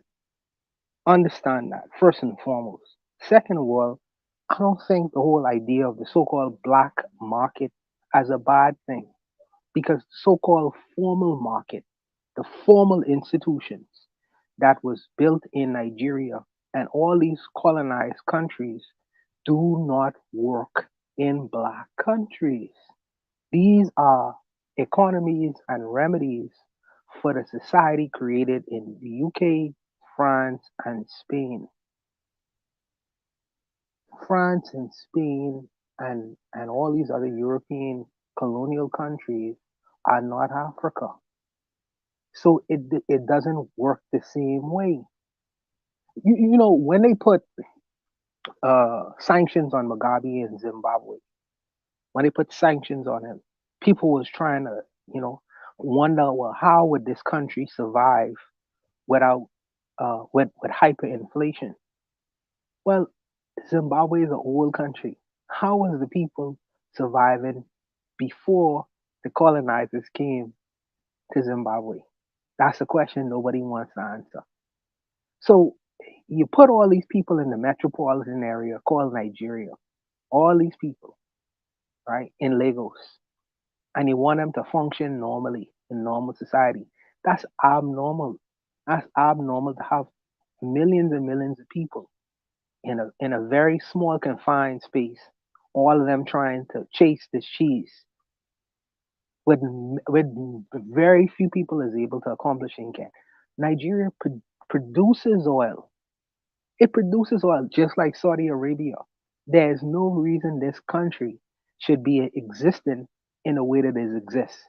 So obviously, there are things happening in the formal economy would leaves a whole lot of people out of the equation. Therefore, they need to function. Since they've been left out of the equation, they need to function in a way that they could provide for their families and feed themselves. And the Europeans call that black market economy. Well, the black market, you have to work outside of the system. If the system is not working, that's just a eventuality. That's just eventuality because the African man has not decided, well, we're going to create a system conducive for ourselves. They still clinging and holding on to a system, a colonial system that obviously doesn't work. And then on the top of that, you have a person named Tinubu who is a former gangster. For all intents and purposes, the African man needs to sit down and decide the economy for himself and the kind of economy that is workable for the people who he currently governing over. There is a documentary, not a documentary, there's a news report online where the Burkina Faso, that's been in the media a whole lot. Burkina Faso used to sell uranium, something they used to keep France light on. They used to sell it to them at 30 pence. I think 30 pence per gallon or pound or however it was. That wasn't the world price. The world price for uranium was 200 per gallon, per however they structure it. 200 pounds. Now, since the coup, the new African government, the new African guys decided to take the price of uranium from 30 pence to $220 per pound, per gallon, or however they gauge it. 220. So that's a little bit beyond the world market. Now you're going to see a proper market price for the people in Burkina Faso. So see how that will eventually affect the lives of the people who actually live there. But when you have a system in place, this unorthodox system, whether it's a French system in Africa or whether it's a colonial English system in Africa, there are going to be shortfalls because there are going to be unfairness across the board, where a few people gain the benefit of that system, and then the millions and millions of people who are left out in the dark. You have to function that way. You have no choice in the matter if you want to provide and feed for your kids. So now these African guys exert themselves in Burkina Faso and say, no. If you want our Ukrainian, you have to pay world market prices for it. So you will see the benefit coming into the country, and it's touching the lives of more than just a few people in government. Well, Nigeria has not taken that turn yet, but eventually, if these things continue to happen, where you see these shortfalls and the people scrambling for bread every day, then these leaders must go. You must create an economy that is conducive for the people who actually exist in Nigeria, not for the corporations in Europe, not for the governments in Europe, but the people on the ground that exist in Nigeria and other African countries and Caribbean countries, for the matter of fact. But this is not really hit the minds of these people who live in Banana Island and who live these opulent Western lives and lifestyles or whatever. But you can continue to see the same so-called black market economy. People are going to find another alternative way. And if they say it's a failed state, who says if it's the CIA? Of course it's a failed state because it's not beneficial to them. But for the Nigerians who making money off of this so-called black market economy, they gonna be able to put bread in their bellies, in their stomachs, and survive. Because I always say that when people talk about inflation and all these other things, and our economy gonna be messed up and all these things, I ask the question: what were the people in Africa doing to feed and support themselves prior to the colonialists coming? Obviously, they was able to find and work out a way. And if we have to go back to that narrative forcefully, forcefully, where you have these coups all around Africa, so be it. But I'll leave it there. Appreciate that, Buana. Azuli, what say you? To me, that sounds like predictive prophecy. Feels like they'll do something with the corrupt people in Nigeria. How is it Nigeria produces a lot of oil, and they said it's going to be a failed state? That's predictive. Well, they're not predictive. What is it? Creating prophecy that they put it out there. So when it happens, then you'll never say that. Oh, we didn't say it. So again, you got to look at. Isn't the CIA supposed to be minding America's business? Why mining America's interest? So I guess that's what they're doing over there. So I don't know. That sounds like predictive prophecy to me, that they already putting it out there and stuff. And the other thing is the corruption. If it's gonna be a failed state, it's because of the corruption. The people there who are selling their country out so they could send their children to Oxford. That's where the corruption is coming. I don't understand how Nigeria has all this oil, just like Buana said, like Saudi Arabia, and they're still at the stage, at the level they're at. So I don't know, man. Thank you for that, Azuli. And finally, Black Steel, what say you to all of that you've heard? So I put the report in the Discord. This is what it says here. It says a state fails when it suffers the loss of physical control of its territory, its monopoly on the legitimate use of force, the erosion of its legitimate authority to make collective decisions, an inability to provide reasonable public services, the inability to interact with other states as a full member of the international community. So what Azuli was saying about the corruption is very important, because Nigeria is an oil producing country, but most of the wealth that it produces, number one, it funds the oligarchs, the richest members of the society, and number two, the mining of that oil it's an ecological disaster, because Nigeria doesn't have the tight controls that a lot of, like, the US or Saudi Arabia. So there's a lot of pollution from that oil within the Niger Delta, which is polluting the underground water sources, killing off the fish in the Gulf of Guinea, the clear cutting of the rainforest to get more access to the oil. So just having the oil wealth is not necessarily a good thing, because this oil comes with a price. But yeah, they're saying part of the reason that their idea that Nigeria could fail is part of the corruption, and also because it's the largest nation in Africa, and if the nation goes under, it could take much of the surrounding area with them, as far as their, into basically like a collapse on itself, kind of like what happened in Somalia when Somalia went under back in the 90s. But yeah, so I'm looking at the report right now. They're saying that as far as what the corruption is one, the lack of mobility in the population, and also Nigeria being the largest country in Africa as far as the population, you also have to deal with the different fragmentation of ethnic groups. So you have half the country's Muslim, another part of the country's Christian. You have those people who believe in traditional African religion. You have multiple ethnic groups in the country. All of these could lead to a possible explosion if the nation is not able to respond properly. This country has had 5 coups since the 1960s.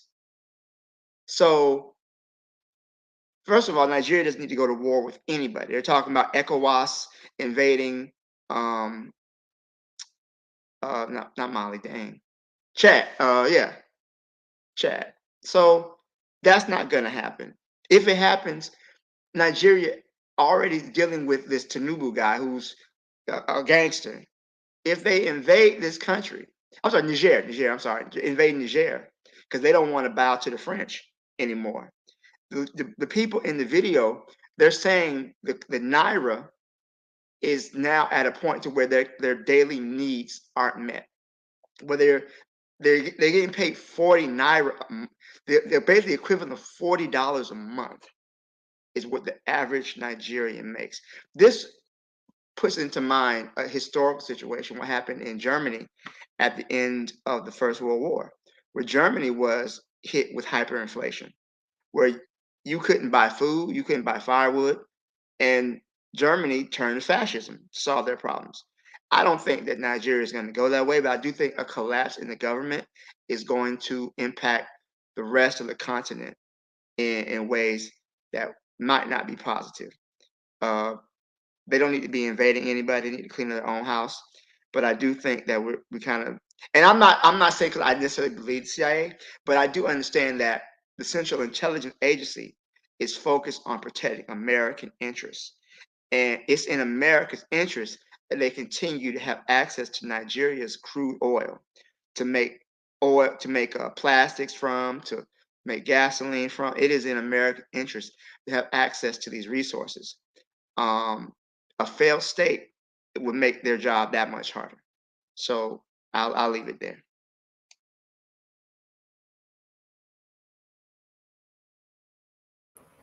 I appreciate that, Carl. Anyone want to add any last thoughts before we move on to the next prompt?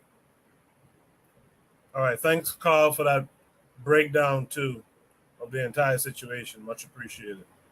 Shooter Breeze topic number 3 tonight says RICO, which was originally created to fight the Mafia, is now being used to stop organizers.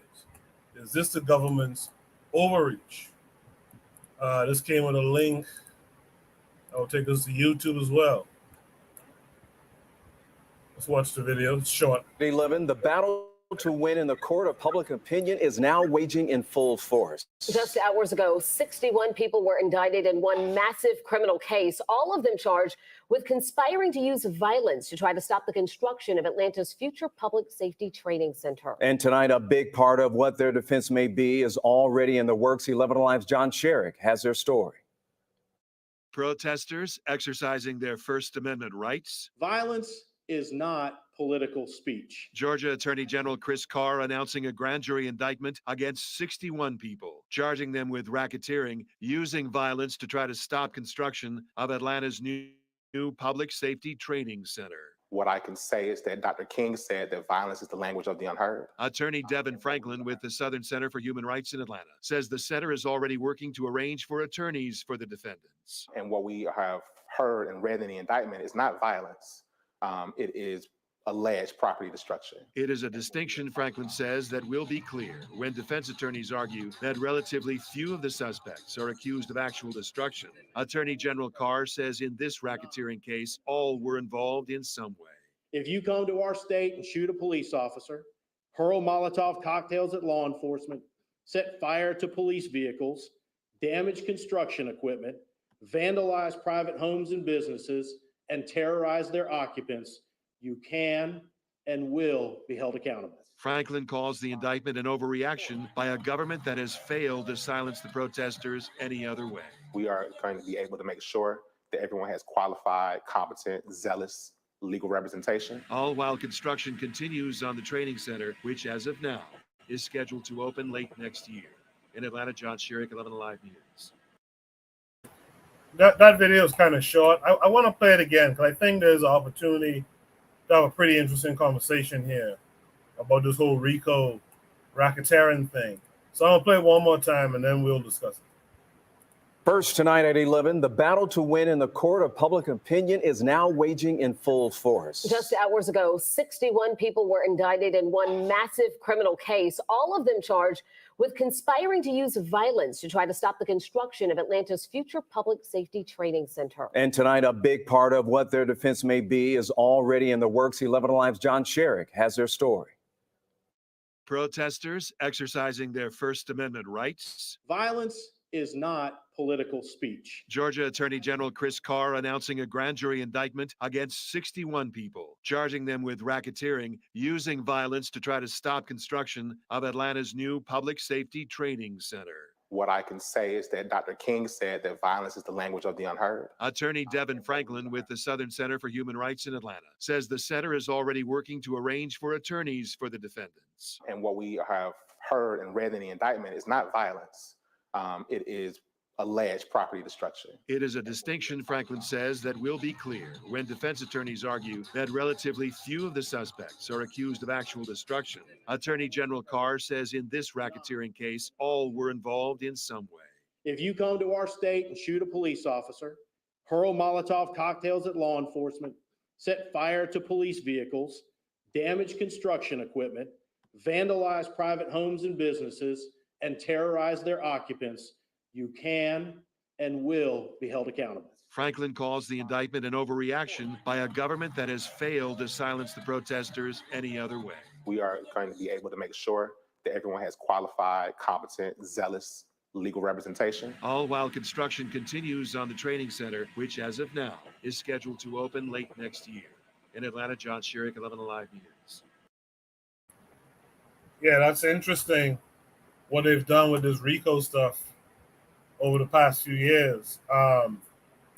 They've basically turned this thing into all, especially when it comes to black folks, it's just like an all-in law. Like everyone associated for whatever this crime is, and usually the crime is it's something that's, you know, hardly criminal. It's like the example is what happened in Atlanta with those school board teachers, right, who was trying to help the students with what they did, right? They got a RICO charge for that. No violence, no one killed, nothing, but a RICO charge. So it's interesting how these guys build upon their power by instituting these things that could just wipe out whole, you know, the whole backbone, if you will, the activists in a community. Just wipe it right out. And then there's no one left to speak up for the community. You know? Zuli, what are your thoughts on that? Well, I wonder who's that. Are those Democrats? I wonder who's doing these things. Again, I'm not surprised. I'm not shocked. What they doing is the same thing as, people are probably going to disagree with me, this whole thing of bringing charges against the former president because he said the election was stolen. You're okay with that. You're okay for the government to go after a man for saying that this thing was stolen. But you didn't expect this? You think these two are just two independent things from each other? By the time we're done, we will lose all our rights. And this right here is one of the is not even the beginning. It's just how you tell somebody, and I've heard that the people protested, they didn't want this. If the people don't want this, how is this building going up? If the community doesn't want this, how is this happening? So how do we say that, this country is for the people? The people of that community have spoken. They don't want that, but they're still putting it there. And now they're creating charges. It's basically what they do to the rebellious slave master. They're going to kill those 60 people in front of you so nobody ever rises up. So this is all what we're going for when all y'all was standing and talking about, yeah, was for cancel culture, yeah, was for this, or if you said this on YouTube, yes, ban him. Or if you're a YouTuber and you purposely don't use certain words because you don't want to be demonetized. Y'all bunch of cowards. All these things is your fault, including me. So what do we expect? Rich people want to keep being rich. Corrupt people, and this man is standing there like it's okay to create RICO charges on people because they are protesting. The people told you they didn't want the building. So why are you building it? I thought this country is for the people. So, me, I'm not surprised of anything. The whole thing with the C19 thing. Yeah, I was rocking with it. Yeah. But no, you think that's different from what they did to SOC during the C-19 that destroyed the economy of most of America? Come on, man. This lines up perfectly. I'm all for it. Let's go. Thank you for that, Azuli. Buana, what say you to all of it? Yeah, I think that what is happening, like I said, I really don't like to get into much about the internal politics in other man's country. But from what I could see, it seems as if these people are trying to turn the United States into a police state. Into a police state. And the crazy thing is that, see, people don't study history, and that's fine.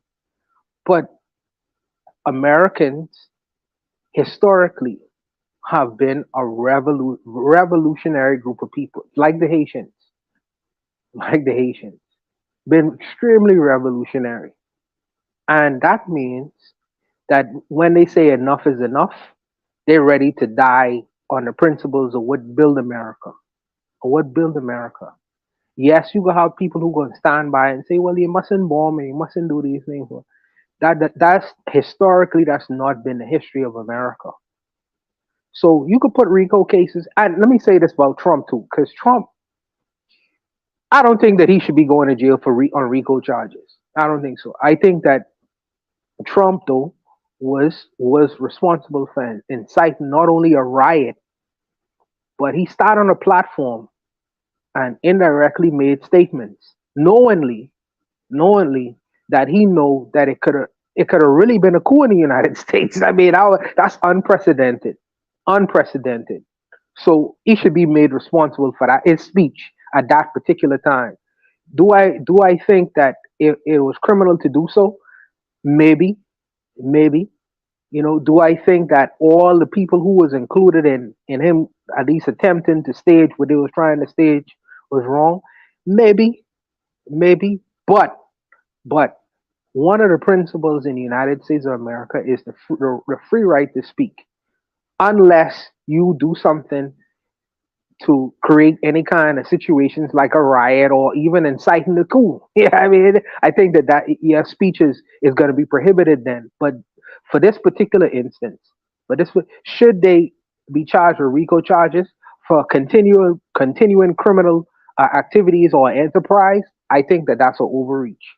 I think that's overreach, and I think that at most they should be arrested for destruction of property, for doing things that was untoward for this particular area and place. But for RICO, I think that that's a real government overreach. I'll stop there. Appreciate that, Buana. Carl, you heard everything Zuli and Buana had to say. What say you? Well, I think both of them touched on some very important points. To Julie's point, the prosecutor that is prosecuting these people is the exact same prosecutor that is trying to go after Trump. So yeah, these are Democrats, all right. But one thing the Democrats and the Republicans both agree on is they love the police. That's one thing they both agree on. There's no differentiation in them, both parties, So yes, this is the exact same prosecutor who's going after them. And to Buana's point, yeah, the United States is turning into a police state. I mean, for Black people, it's already been a police state for them. But one thing I think that I want to kind of touch on is that the actions that these people are doing. Number one, they passed out flyers. There was a young man who was killed in the forest out there. They passed out some flyers calling for the cops to be arrested who killed this young person. They created a fundraiser to raise money for some of the people who are locked up. So it's things like that they're trying to bring under RICO charges, not destruction of property. They're trying to say that the Atlanta protests are an ongoing criminal enterprise for fundraising and handing out pamphlets. This is an attempt to criminalize free speech and the free exercise of rights. And this is definitely government overreach. It's something that I don't know if it'll stand up in court, but probably to this climate, it could very well be the case. But to try to say that this is a criminal enterprise because something the people didn't want, multiple people came out and said they didn't want it, and you ignored what people wanted. They don't want a police training center. Atlanta already has enough problems with the police, and a police training center already exists that they don't even use, not too far from the site. So really, it's more about the having the community, the police having more power, more weaponry, more technology, not training. The police don't need more training. They have plenty of training. For some reason, they have enough training to know they don't have to kill school shooters when they go into school. They know how to take those kids, those white boys alive. They know how to, do everything else. But when it comes to black people, oh, they need more training. We don't understand. These people are very deliberate in their violence, and they're very practiced with their abuse. So to me, just looking at this stuff, it's all a crock. But the things they're trying to say was RICO, that could affect everybody who are organizing, protesting, setting up, anything that could be done. They could label it as an ongoing criminal enterprise. This is something that's very, very scary, I think, in the long run. I'll leave it there. Thank you, Coco. This is gonna be. I appreciate that, Carl. Azuli, your volume is a little low. Speak up a little bit. Can I say something real quick? Yeah. This is gonna be like the crime bill on steroids. This is what it looks like it's gonna be. And you know what they're gonna tell us? They're gonna tell our great grandkids 100 years from now or 50, 60 years from now, oh, we asked for it. Be careful what we wish for just because we didn't like the former president. So that's it. Any other last words here? No, I think it's a terrible precedent to set. A terrible precedent to set. And as Zuli was saying, just because you don't like Donald Trump, the pendulum is swing both ways. So you have extremes on the right, you have extremes on the left. And now they're actively doing certain things that is against the rights of the people. But, and then, you know what? The crazy thing about it is that even if a Republican government was to come in power in the next electoral year, they are big on police. So they're going to, stand down on these kinds of things, because really and truly, Trump is extreme with police and policing in America. So either which way, you are headed towards a police state, and it's against the principles of what America and Americanism is. So if you are creating another kind of society, then you have to question the social contract of what your citizens is signed on to. People always talk about freedom and freedom and freedom and freedom.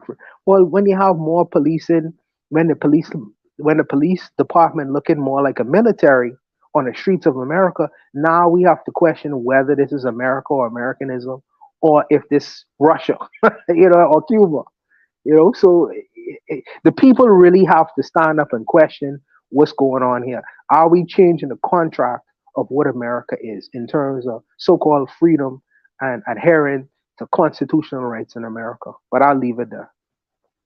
So let me say, America has always played fast and loose with their so-called rules. They never really. It's what Marimba Ani when we read Yurugu. She talked about the rhetorical ethic. You got some guidelines that you put in place, but you really don't intend to follow them. So this level of violence, or the way the law has been used against Black people in the United States, this is pretty common. They always manage to find some law, some loophole, and this, I think, like the lawyer was saying, this is a reaction because they haven't been able to really stop the protests that have been going on. So this is just them trying something new. They're trying to stack on the charges. It's funny that these RICO charges, you can have somebody in jail for handing out pamphlets longer than Polight's going to be in jail for raping a child. And that's something crazy. That's crazy. That's crazy. That's crazy. There's people who be looking at 20, 30 years for this. and Polight's getting out in less than a decade. Where are the priorities? Well said. In the chat, Afro Native World says, very important fact, brother just dropped. Rhetorical ethic. Good stuff. Good stuff. Let's go to the last topic for tonight then. Shooter Bridge topic number 5 tonight. Says, the propaganda starts early and not even black people can escape it. What can we do? So let's see what the propaganda is. Let me share. This takes us to Facebook. I'll play the video and then we'll discuss it. Study asked them to press the enter key every time they saw a behavior that could become a potential challenge. But the thing about the study is it's kind of deceptive. There's actually no misbehavior in the video. The kids are actors, and the researchers were using eye tracking software because what they really wanted to know was when teachers expect misbehavior, who are they watching? The study found that both white and black teachers spent more time gazing at black boys than other children. Black boys make up less than a quarter of the nation's preschoolers, but more than 40% of preschool suspensions.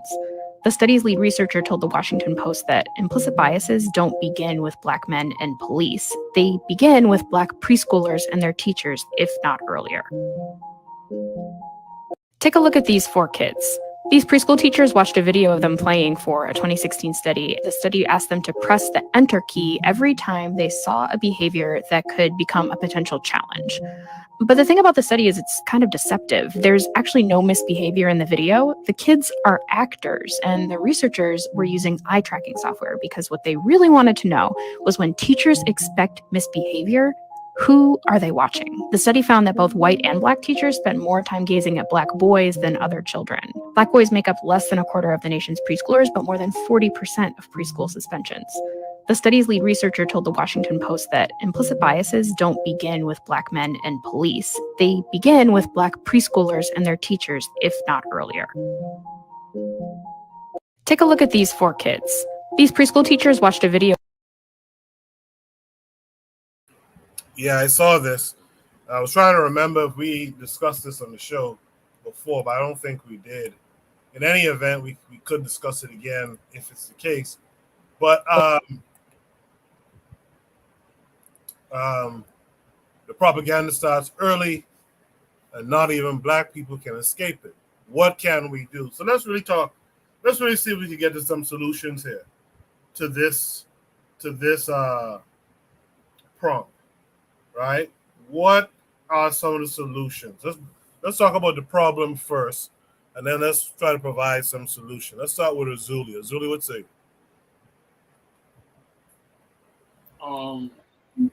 The problem with this is it's been taught since the inception of the education system, inception of movies. Y'all remember The Birth of a Nation? Y'all remember all those little movies that are out there? Yeah, you remember every time there's a bad guy, he's dressed in black, and a good guy is dressed in white? This is where all this stems from. And this is not only used to program the Caucasian race, but it's also being used on us because we do it too. The self-hate is in us a lot. So this thing that she showed, this, and another thing I want to say is that you hear that they said black boys. I'm glad that she said black boys being under attack since the 3rd grade or whatever their age is. We need to stop saying the black boy is the most unprotected in this world. Because deep down, I believe this universe knows that the black boy at birth is a righteous person. And to let a righteous black boy becomes a righteous black man, it is a danger to the corrupt system that's going on all over the world. It's like you, even in your music, they turn hip hop into gangster rap. Forget education. Let's look at the movies that we watch. Do you pay attention that the black boy, that the men, the villains are always almost all the time dressed in black? In black cars? Do you pay attention that the most lascivious and slutty girls sometimes back in the days were the black women?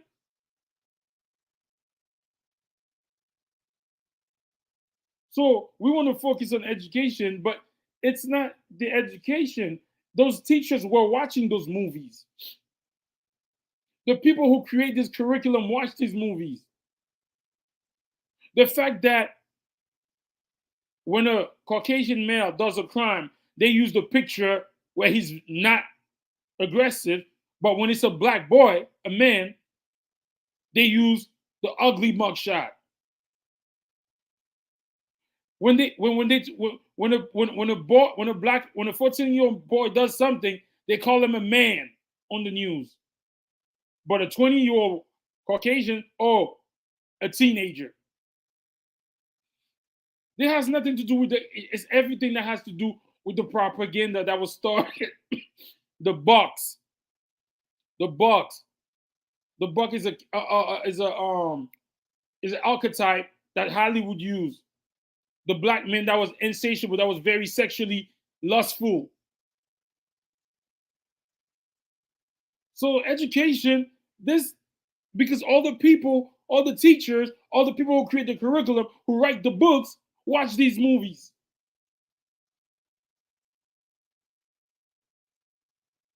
So the books that you read,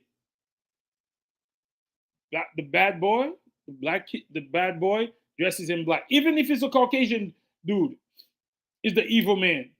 Black glasses, black pants. You think that doesn't have an effect on people's mind? Perfect example. What's Morgan? Not Tracy Morgan. What's the old black guy? What's his name? Morgan Freeman. He played in Bruce Almighty. God was dressed in all white.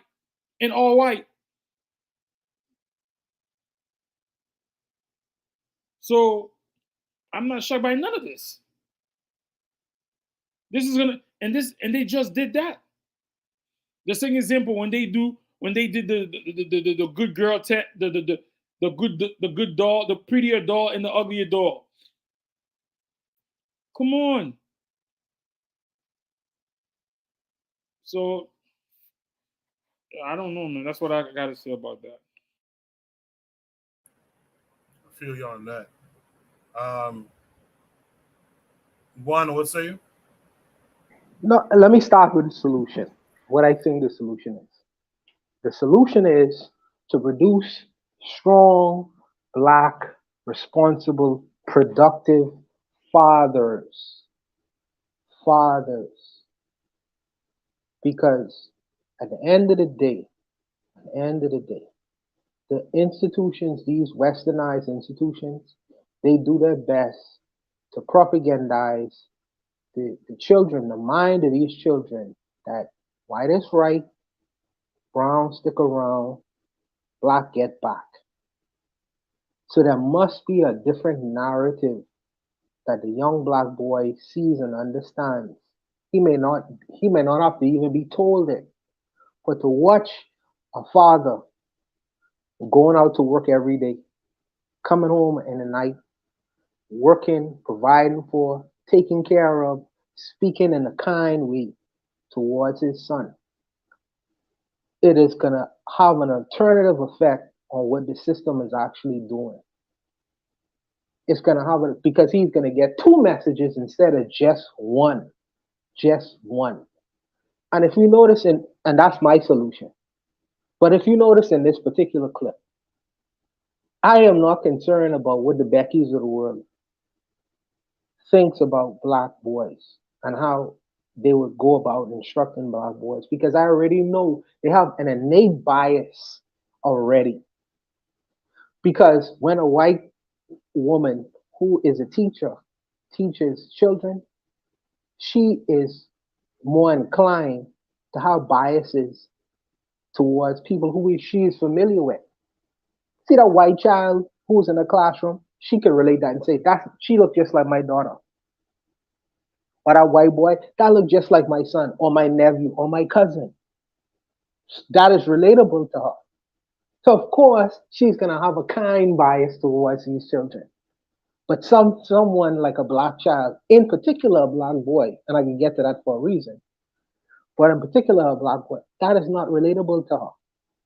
So she is not gonna be inclined, outside of her biases. The biases will always come in because it's not relatable to her. She didn't have a black child. And even if she did have a black child, what they say? He's mixed. He have that curly hair. This guy have my hair. Yeah, this little boy have my hair. So it's not relatable to her. So all the biases and the propagandizing of American or Western society is gonna come in, even on that little child. If you study a history of slavery in the Western world, there are many murders committed by white women, white slave masters, the wives.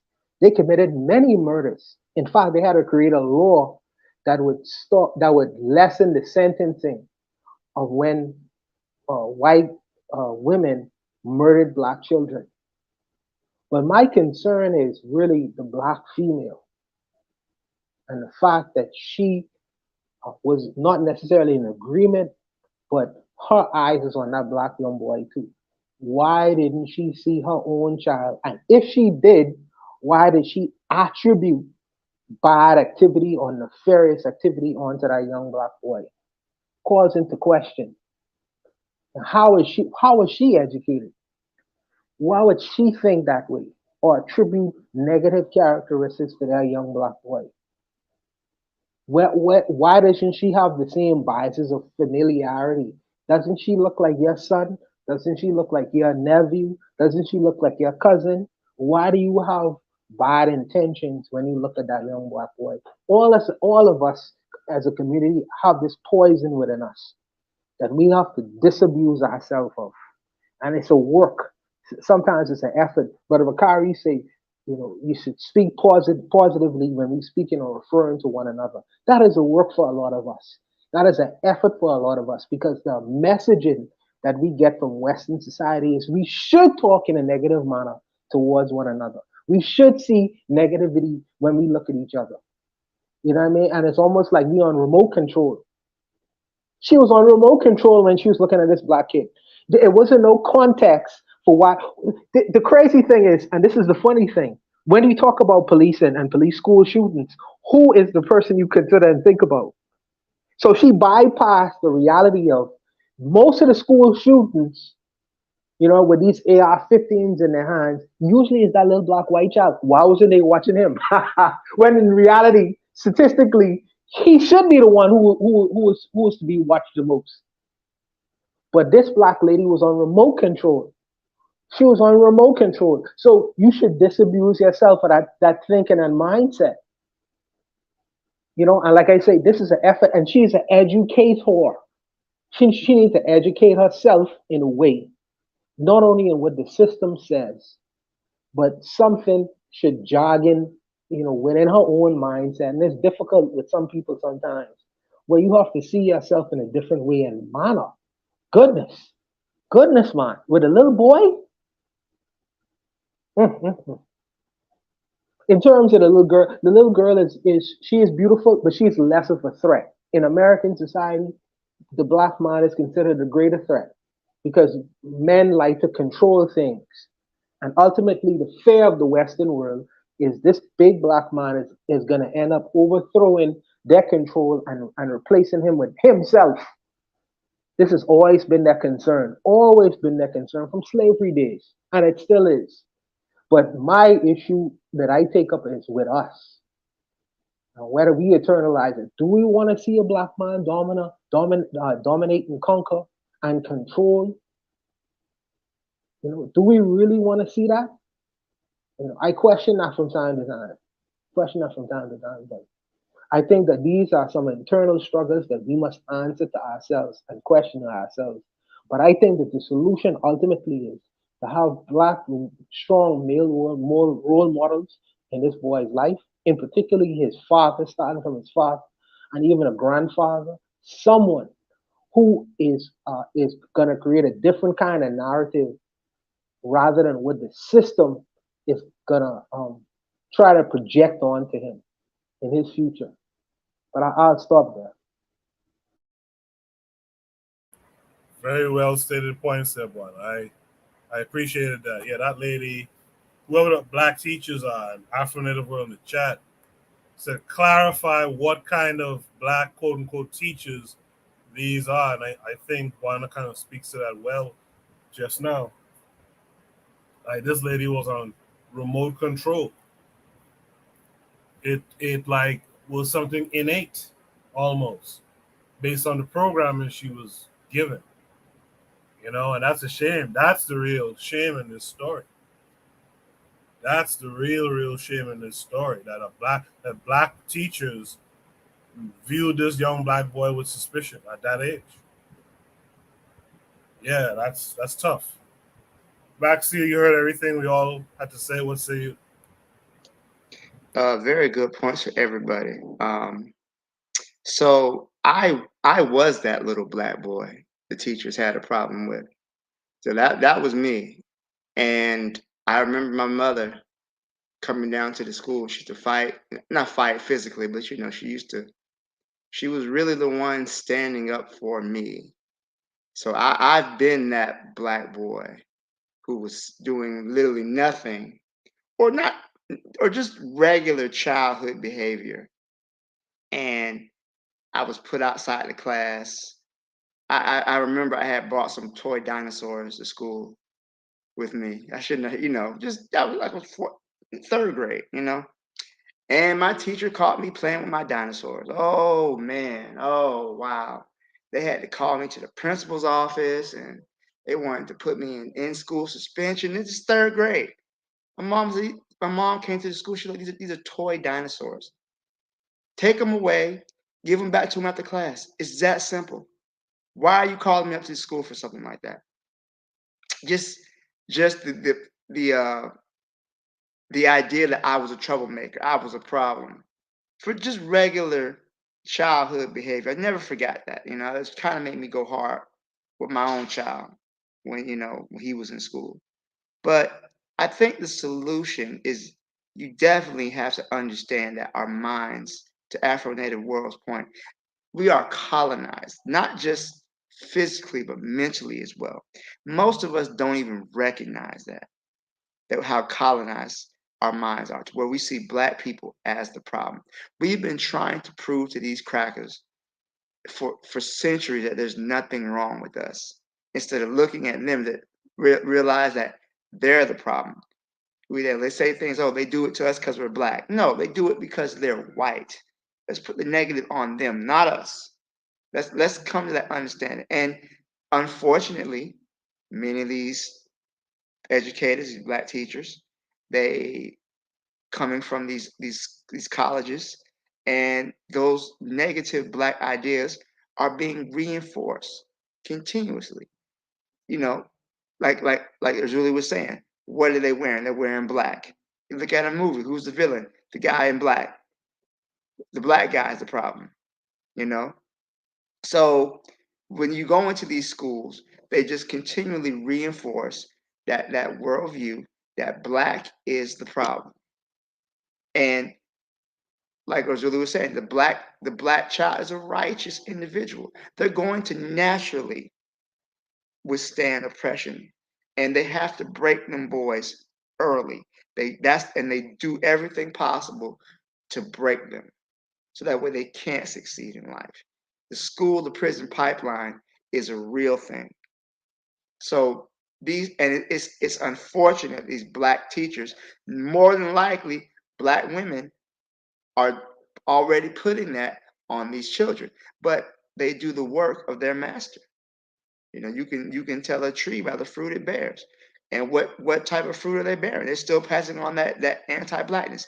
If every white person in the world were to be Thanos snapped away tomorrow, there would still be black people trying to go on the same ideas, the same paradigms that white people have created against us.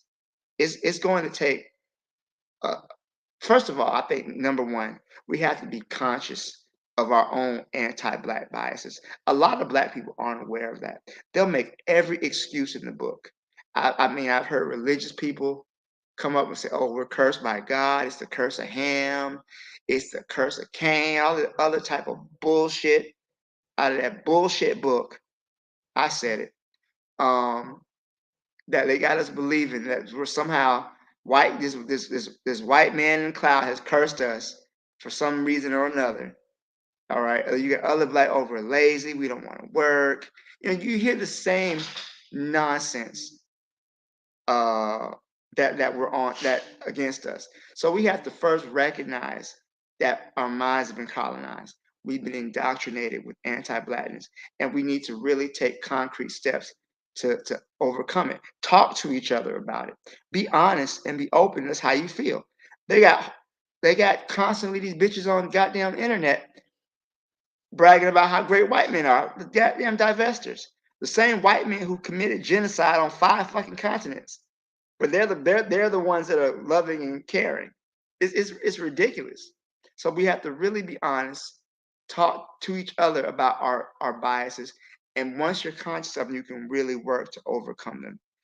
I also agree with many Black people need to either homeschool or even set up schools mainly for Black people. We understand that these schools that are created by whitey aren't really meant to educate Black children. They're really meant to indoctrinate them. You can't even really have an honest discussion about Black history anymore in many of these schools because they don't want to hurt white people's. You don't want to hurt the white kids' feelings, which says a lot about you because there were some white people who were opposed to slavery. Why don't you think those white children might identify with them? You're going to automatically assume the white kids are going to identify with the slave master? That says a lot about you. But this is the type of mentality that we're forced to deal with. So I think speaking about it, coming to grips with it, creating Black schools to educate our children in is a step in the right direction. I'll leave it there. Thank you. Thank you, Carl. Black Steel. Afro Native World was agreeing with much of what you were saying. He said Baba Wakesa put me on to that perspective too. Brothers don't get killed for being Black. They get killed because of those anti-Black bigots out there. Right. I like that actually. He says, the white hero worship I've seen is bigger in all Black spaces in the Caribbean and apparently the continent too, because they only know white people through movies, not in real life like us here. That's an interesting take as well. Does anyone want to comment to what Afro Native World just said? I want to say that is not true, because when the people who have what is it you just this send 50 cents to Africa, who are the people going there helping them? The Caucasians. Who are the churches that go in there leading it? So they do see like, oh, we don't have any food, we don't have any water, but these people are coming to help us. They're asking everybody to donate. So it's not just that. Another thing I want to say is that lady, that black lady did that probably because I need all of us to admit there's a misogynoir going on around the world. And that includes us participating in it as Black men. I'm going to say this for example. When a brother wants to act extra hard, pants sagging, want to put a hoodie on, all those accoutrements that are attributed to bad guys in movies, like NWA. There's a lot of Black men thrive in that type of, they seem to love to create that fake bravado. And mostly towards us, towards each other. So all of this thing, that lady, that teacher that did that to that young boy, maybe her fault, she doesn't have a great relationship with her father, her brother, her uncles. But the main thing I want to say is that propaganda self-image. You don't control your self-image. You need to control your self-image. So that's why, even though, like Bowana said, most of the school shooters are little white boys. But is that black lady afraid of a little white boy? No. Because they know. Perfect example. There's a movie coming out called Napoleon. Right? You know, in that movie, they didn't show the L that he took in Haiti. But they show him shooting at the noses in Africa.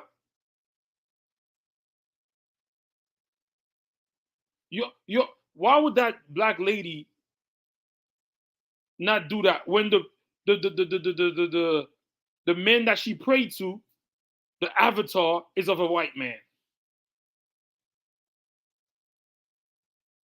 Come on. Most of the popes were white. Most of the nuns are white women. So let's not just act like you have to control your self-image, man. So really, you mentioned something about the white people coming to Africa to give them food and water. I think it's very narcissistic for white people to brag about helping to solve a problem that they themselves created. But that's the thing. The people who are getting those handouts from those white people, they don't know that. They only see them giving them food. They only see them creating water wells for them. I understand what you said, brother. I don't know. But if you only see them helping, you don't see him taking the natural resources, creating the policies that are creating mines in Africa, or that's killing the economy of a Caribbean country. How would you know? Let me ask a question here about that self-image thing. Can you build a self-image that a child could then still go to the public school system and succeed? Yes, you can. I believe you can. But also too, I also understand that you can build a self-image, but that won't really impact the way the system sees you as a person of African descent. You can have a positive self-image all you want to, but then if the system, if the school system is already primed to see you as a threat, they're going to treat you. I mean, really, this child, what is he doing? He's just existing. He's playing with Legos like the rest of the kids.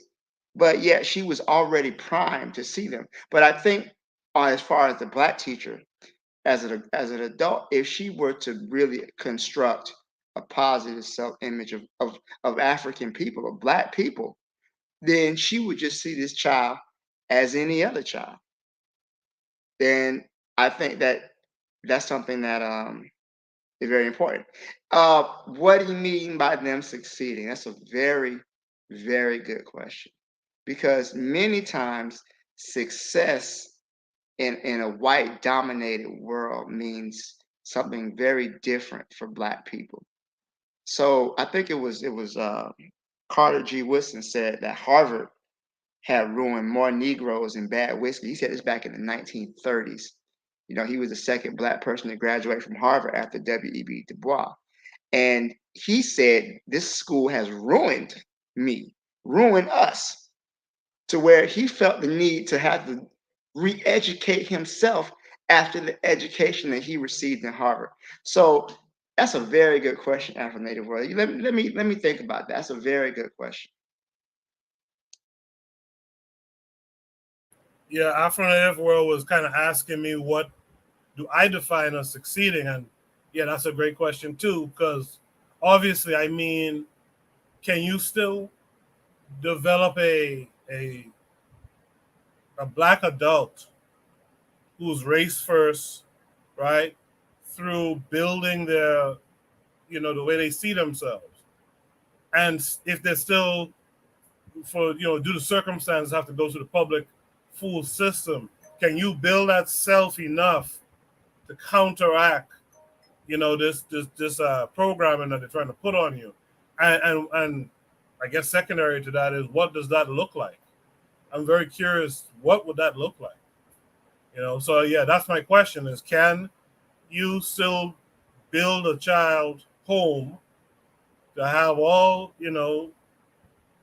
self-respect in the world, right? But if they're being educated in these school systems, can they still come out to be what I would call a strong African? Of course you can, because the teachers only have them for what, 6 hours? If you tell the child that this is just so you to get that degree and to be there in the workplace, and you infuse that around them 24/7, meaning that if they wake up in their room, there's a huge poster of, who would I say? I'll use some sport like Michael Jordan, or a huge poster of Malcolm X, a huge poster of what's that lady? I'm just saying that Garvey or Dessalines or the teachers only have them for 8 hours. 8 measly hours, and they're barely doing a good job, especially in the American school system. They're barely doing a good job. So of course you can. I think it's good to have a dialogue with your children, especially when they at least reach at the age of where they could reason a little bit and make them understand that you have two cultures going on. If you live in America, you have two cultures going on, and have your child understand that, yes, you are going to school because we want you to learn how to read and write. You do the fundamental things. But that's not you. You have a particular purpose in this world, and an agenda in this world. That is, I am trying to make you the greatest man that you can. And school will not equip you with the tools that you need to become the best self that you could possibly be. That is just an educational institution. Not even an educational, well, let's say educational institution. That's just an institution that you go through,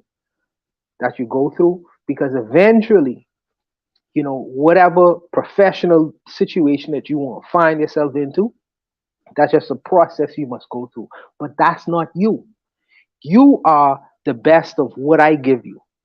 You're the best of how I train you, what I pour and put into you. I want you to, yes, understand what that system is, but I want you to watch me. Watch me. And I want you to put the onus on the adults, because the adults would like to pass off all responsibility onto the institution. No.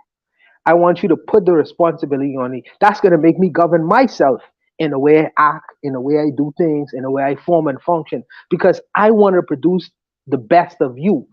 I want to create a legacy where after I long and gone from here, that I could leave something behind that is a representative of what I stood for while I was here on this planet. You must give the child a responsibility, a purpose. So even if he enters these kinds of institutions, he have a little bit, even if he's very young, to understand and say, yeah, this teacher telling me this, but my daddy say this. Yeah, this teacher said, well, my daddy say this, until he could start reasoning for yourself. And then when he reached the age of reason, say, son or daughter, what do you think? What do you think about that? What do you think about what did you learn today? Let's discuss it. Let's go over it a little bit. Let's try to go through what you've been taught, and if it's true or if it's not true. Let's talk. Let's have a discussion. Let's have a dialogue. Make that the form and function of daily life in your home. You, like I really say, the child has 8 hours with the institution, but the child have the rest of the 24-hour day with you. So who's going to create the bigger impression on the child? If you are an active parent.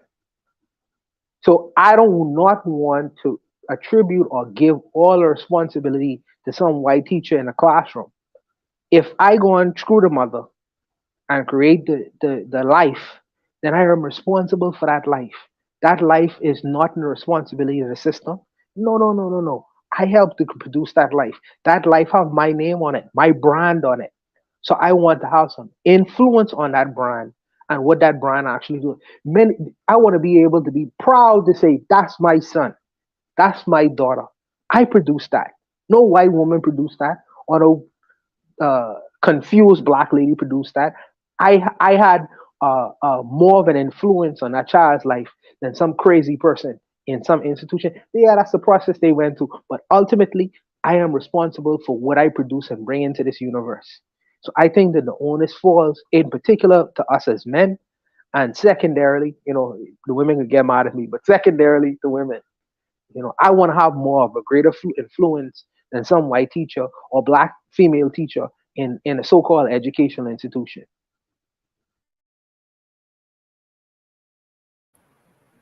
All right. Any other last thoughts on this prompt? We have. I guess we don't have enough time.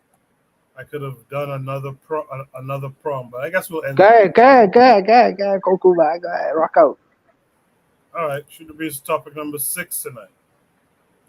Topic number 6 says, should Haiti be rich or poor because of this iridium deposit? This came with a link to Twitter, I think. Yep, link to Twitter. I'm pretty familiar with this video too. This was tweeted by. Oh, okay. I guess. Oh, that sucks. I guess the post was taken down. Let me see if I could quickly. What would it be? Haiti and iridium. Let me see if I can find the video quickly. Yeah, I think that's it right there. So I'll share this. I think this is the video. Haiti has an extraterrestrial material. It's found nowhere else in the world except South Africa, and it's the purest in Haiti. 65 million years ago, an asteroid landed in this space. Say that one more time. Millions of years ago, a meteorite made of vibranium, the strongest substance in the universe, struck the continent of Africa. We have an asteroid mountain in different places. They use this asteroid because it's the remain of this asteroid that is so heat resistant that they use for spacecrafts. Says 1 ton of Haiti's iridium. Iridium. I wanted to get to iridium that. Yeah. Is worth $45 billion.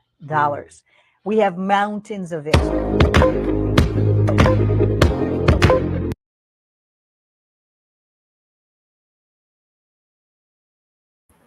Interesting. I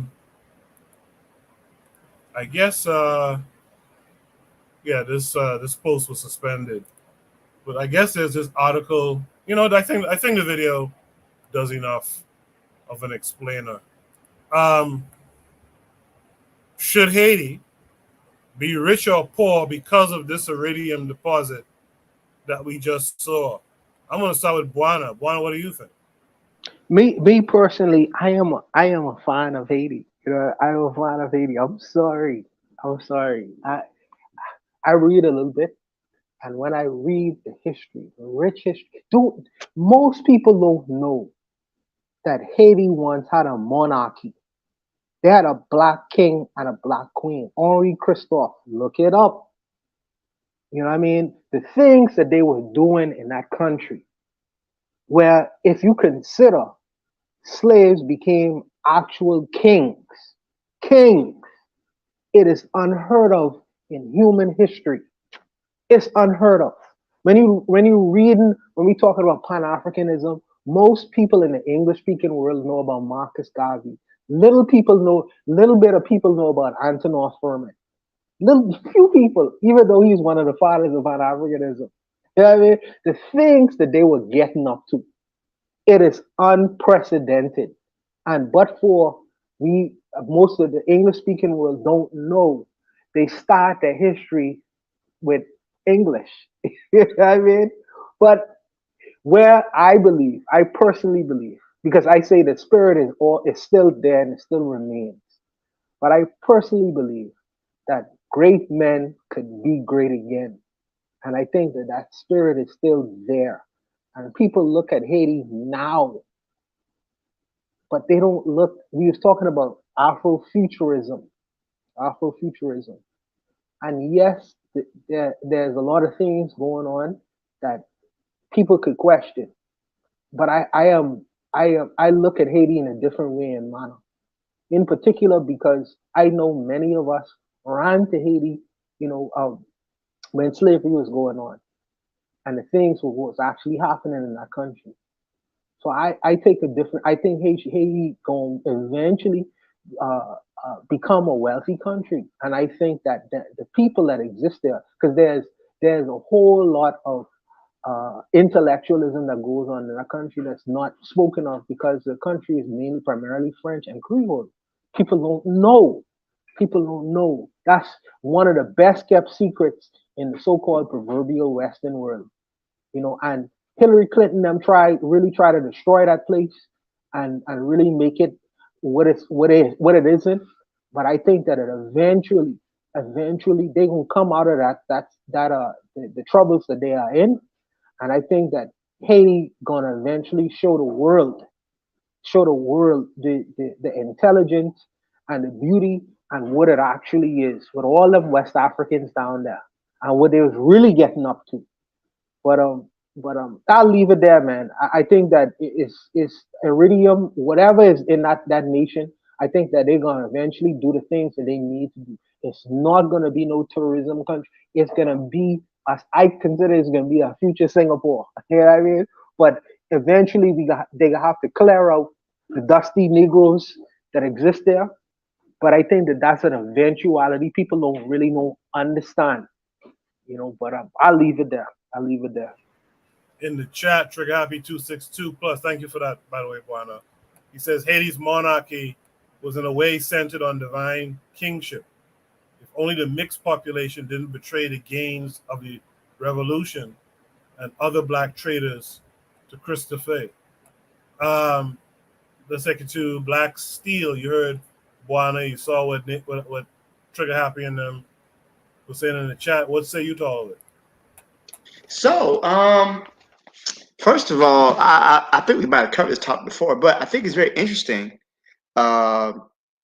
Iridium is a very rare material on Earth, but it's more abundant in space. From my understanding, this is the same asteroid that killed the dinosaurs. That's if I'm correct, because around 65 million years ago, the asteroid actually struck in what is now the Yucatan in Mexico.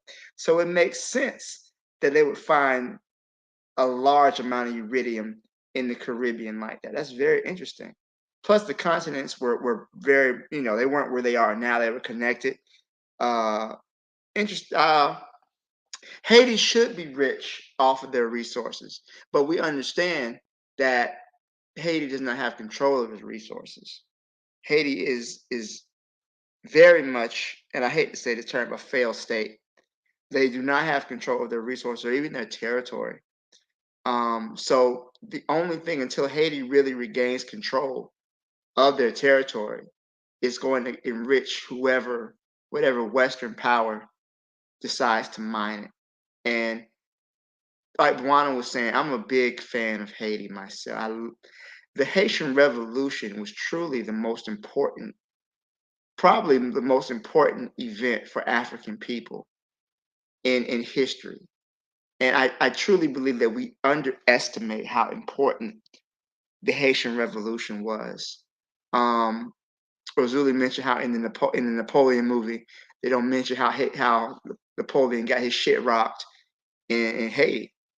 And white people don't like to take an L, but the Haitian Revolution was an important thing for the United States, because once Napoleon lost control of Haiti, which was at the time the richest colony in the New World, it prompted him to sell the rest of France's holdings to the United States. That's why we have the Louisiana Purchase, because Napoleon wanted to establish a French empire in North America.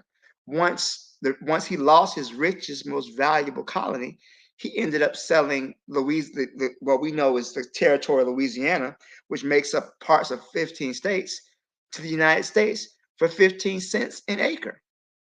So it basically cost the U.S. $15 million, and they doubled the size of their nation. So the United States owes a debt of gratitude to the Haitians for beating the shit out of the French, because otherwise they would never have sold that territory. But I'm getting off topic here. But no, I don't think they're going to be rich off of it. I think it's going to be exploited. It's going to be used to enrich other people, and the Haitians will be left with crumbs, if that. I think that, and I hate the fact that Kenya is talking about invading Haiti to bring back stability and order. Whenever people want to help Haiti, they always come with guns. They don't ever take the foot off their neck and let these people develop the way they want to. So it's a tragic situation, I think. I hope that it would, but I do see eventually. I have optimism that Haiti will no longer be dominated and will really be able to thrive, and its people can flourish. I think that day is coming soon. I really do. So I'll leave it there, Koku. Thanks. Appreciate that, Carl. I guess last but not least, I guess it's appropriate. Zuli, should Haiti be rich or poor because of this iridium deposit? Well, I don't know if this iridium thing is really true, but I'd like the brother just said, we know who controls Haiti's economy. The Clintons been down there disrupting and stuff, so we know who's gonna be. Shoot, yes. If that rare material is in your country, that country should get rich off of it. But we all know that's not the case. Look at Africa is one of the richest continents with all these mineral, and it's not rich. So I'm not gonna kid myself. All this sometime when this lady talk, I like this lady. I follow her from time to time, and Goku, that's the lady I'm telling you that you might need to interview on the voodoo stuff. Her, right? So Okay. even though she says it, even though she defends Haiti and stuff like that, but to me that's just like wishful thinking. Like, so what? Haiti has all the iridium. What are you gonna do with it? Your country's corrupt. You got blockades. You got other nation impeding and your growth. Like, I don't know if this could ever be unless the corruption ends and people start saying no, no, no. But until then, we all know that the Clintons have a big stake in Haiti and stuff like that. So I don't know if that's if there should be. And this world, it's not about shooters. Are you gonna fight for it? Is Haiti gonna fight for it? Is the Caribbean gonna fight for Haiti to be that? Are we gonna fight for us to be in control of our natural resources? Is Azuli gonna fight for it? Hell no, I'm in America, boy. I'm just saying, I'm with the fight, but we all know those 5%, 2% that are in power in Haiti is and it's a lot of things. You see a lot of violence in Haiti. All these things is even with the thing is, I think, is to keep Haitians from investing in there, to going in there to look around, to expose certain stuff. So yeah, it should be in control of your minerals, but I don't know.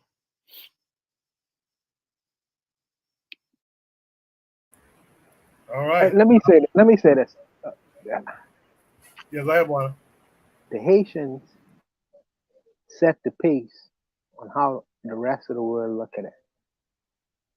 And if the Haitians don't look at it like nothing, then the rest of the world gonna follow suit. And I understand where Zuli coming from, because We see Haiti for what it is right now. Okay? But consider this. If they Celine them was saying that we outgun, we outman, we have English here, we have the French here, we outgun. There's nothing we can do. Then the 1804 would never happen. So you gotta first start with the belief in yourself to get to the point to where the society could change. And I speaking specifically for you, but I hear this commentary by many Haitians who live in America in terms of how they talk about that nation state. And I'm saying that what you teach the world about Haiti, how you treat yourself, people gonna follow suit. If you understand what I'm saying. But I'll leave it there. Gigan in the chat, haven't seen that name in a while, says even if Haiti mined the mineral itself, who would buy it? The colonizer is the only one buying it. They sell it and buy it. What would you guys' response be to that? The enemies of my enemies is my friend. So it seems like in the world, you have a competition going on. And one group seek to interfere with the internal politics of a country, in mining a country. The other group, like China or Russia, seem to want to cut a different kind of relationship where, we can take your iridium, your natural resources, and we're going to offer you a price that's different from these guys, but we are not going to participate into the internal politics of your country. So the Haitians need to decide which way they want to go with that. Because we could throw terms around all day in terms of colonizer this, colonizer. At the end of the day, it's business. Which group want to come in and play dictator in your country? Or which group want to do business with you? They just want to buy your stuff for whatever price it is, but they don't want to get into your internal affairs. So you have to decide what you want to do with your business. Mind your business. But I'll leave it there. All right. If there's no other last words, we'll end it there. I want to thank all you guys who came up on the panel tonight. Azuliism, Guana, Black Steel, Bakari was here. Ben Uko was here. I hope I'm not missing someone who was here earlier. Shout out to all of you in the chat. Trig Happy 262, Gigan, Afro Native World. The Matron was out there tonight. 4Kast was out there. Daily Affirmations by Pauline. And anyone else, if I missed you, I apologize. Thank you for being here. Black Steel, you want to shout anything out this week? Oh, not much to shout out. Enjoyed the conversation tonight. I'll definitely be back next week. Nothing really to shout out, but I want to shout out my co-panelists. I enjoyed talking to y'all and discussing the issue with everybody. Yes, sir. Thank you for coming out and participating with us. Erzuliism, you want to shout anything out this week? Nah, just a great conversation. Thank you for having me on the panel. They're great conversations, and let's keep an eye on those grifters. Start giving them likes. Stop following them. Stop reposting their stuff. The grifters are destroying us. Absolutely, and good on you and Bakari to exchange pleasant words tonight as well. So thank you for coming through. It's all good, man. It's all good. Thank you for coming through. Buana, you want to shout anything out this week? Shout out to Erzuli and shout out to Brother Bakari. We teach how we could mend fences and be men, speak like men, and resolve our disagreements. Shout out to them brothers who let that scenario pass. Yes, sometimes we disagree. Yes, sometimes we even shout and yell. But the brothers could come to the table and still resolve their issues like men. Respect to them big time. Shout out to the panelists who gave their contributions tonight. I think that if you listen to everything that was said tonight, you could gain some good perspective and knowledge about the world. It's not all about party and dance. And I know everybody like the flashing lights and the whole entertainment kind of venues, But this scenario makes your brain happy. This scenario, if you listen to the content, will make your brain smile. So take some time out away from the entertainment sometimes and do your brain some justice and give your brain something that it can actually eat and something that you could take away from it and have some better perspective and insight in terms of looking at life in a particular way and manner. It's not all about entertainment all the time. But I respect the brothers. Thank you for your contributions. I'm out. Good night.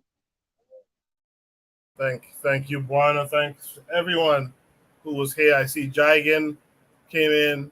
He says, great show. Glad that he caught it. Marcus Gavi is the way is out there. She says, great show tonight. So she's been here with us. Appreciate that. Afro Native World says, give thanks for the show. So yeah, thank you all for participating.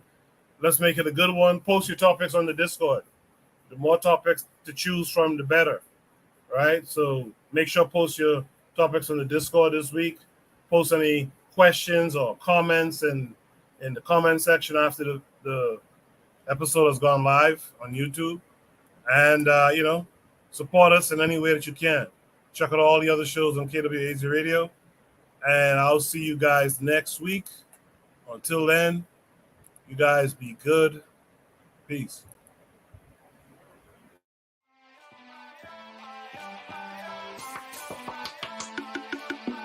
Thanks for listening to the Bitter Medicine Podcast with your host, Koku. If you like what you just heard, we hope you pass along our web address, bittermedicineblogs.com, to your friends and colleagues, and share our show to all your social media. Be sure to check out our archive section on our website for previous podcasts. This has been a KWAZ radio production. Join us next time for another session of the Bitter Medicine Podcast. Follow us on Facebook at Bitter Medicine Show, Twitter, Bitter Meds, Tumblr, Bitter Meds, Instagram, Bitter Medicine.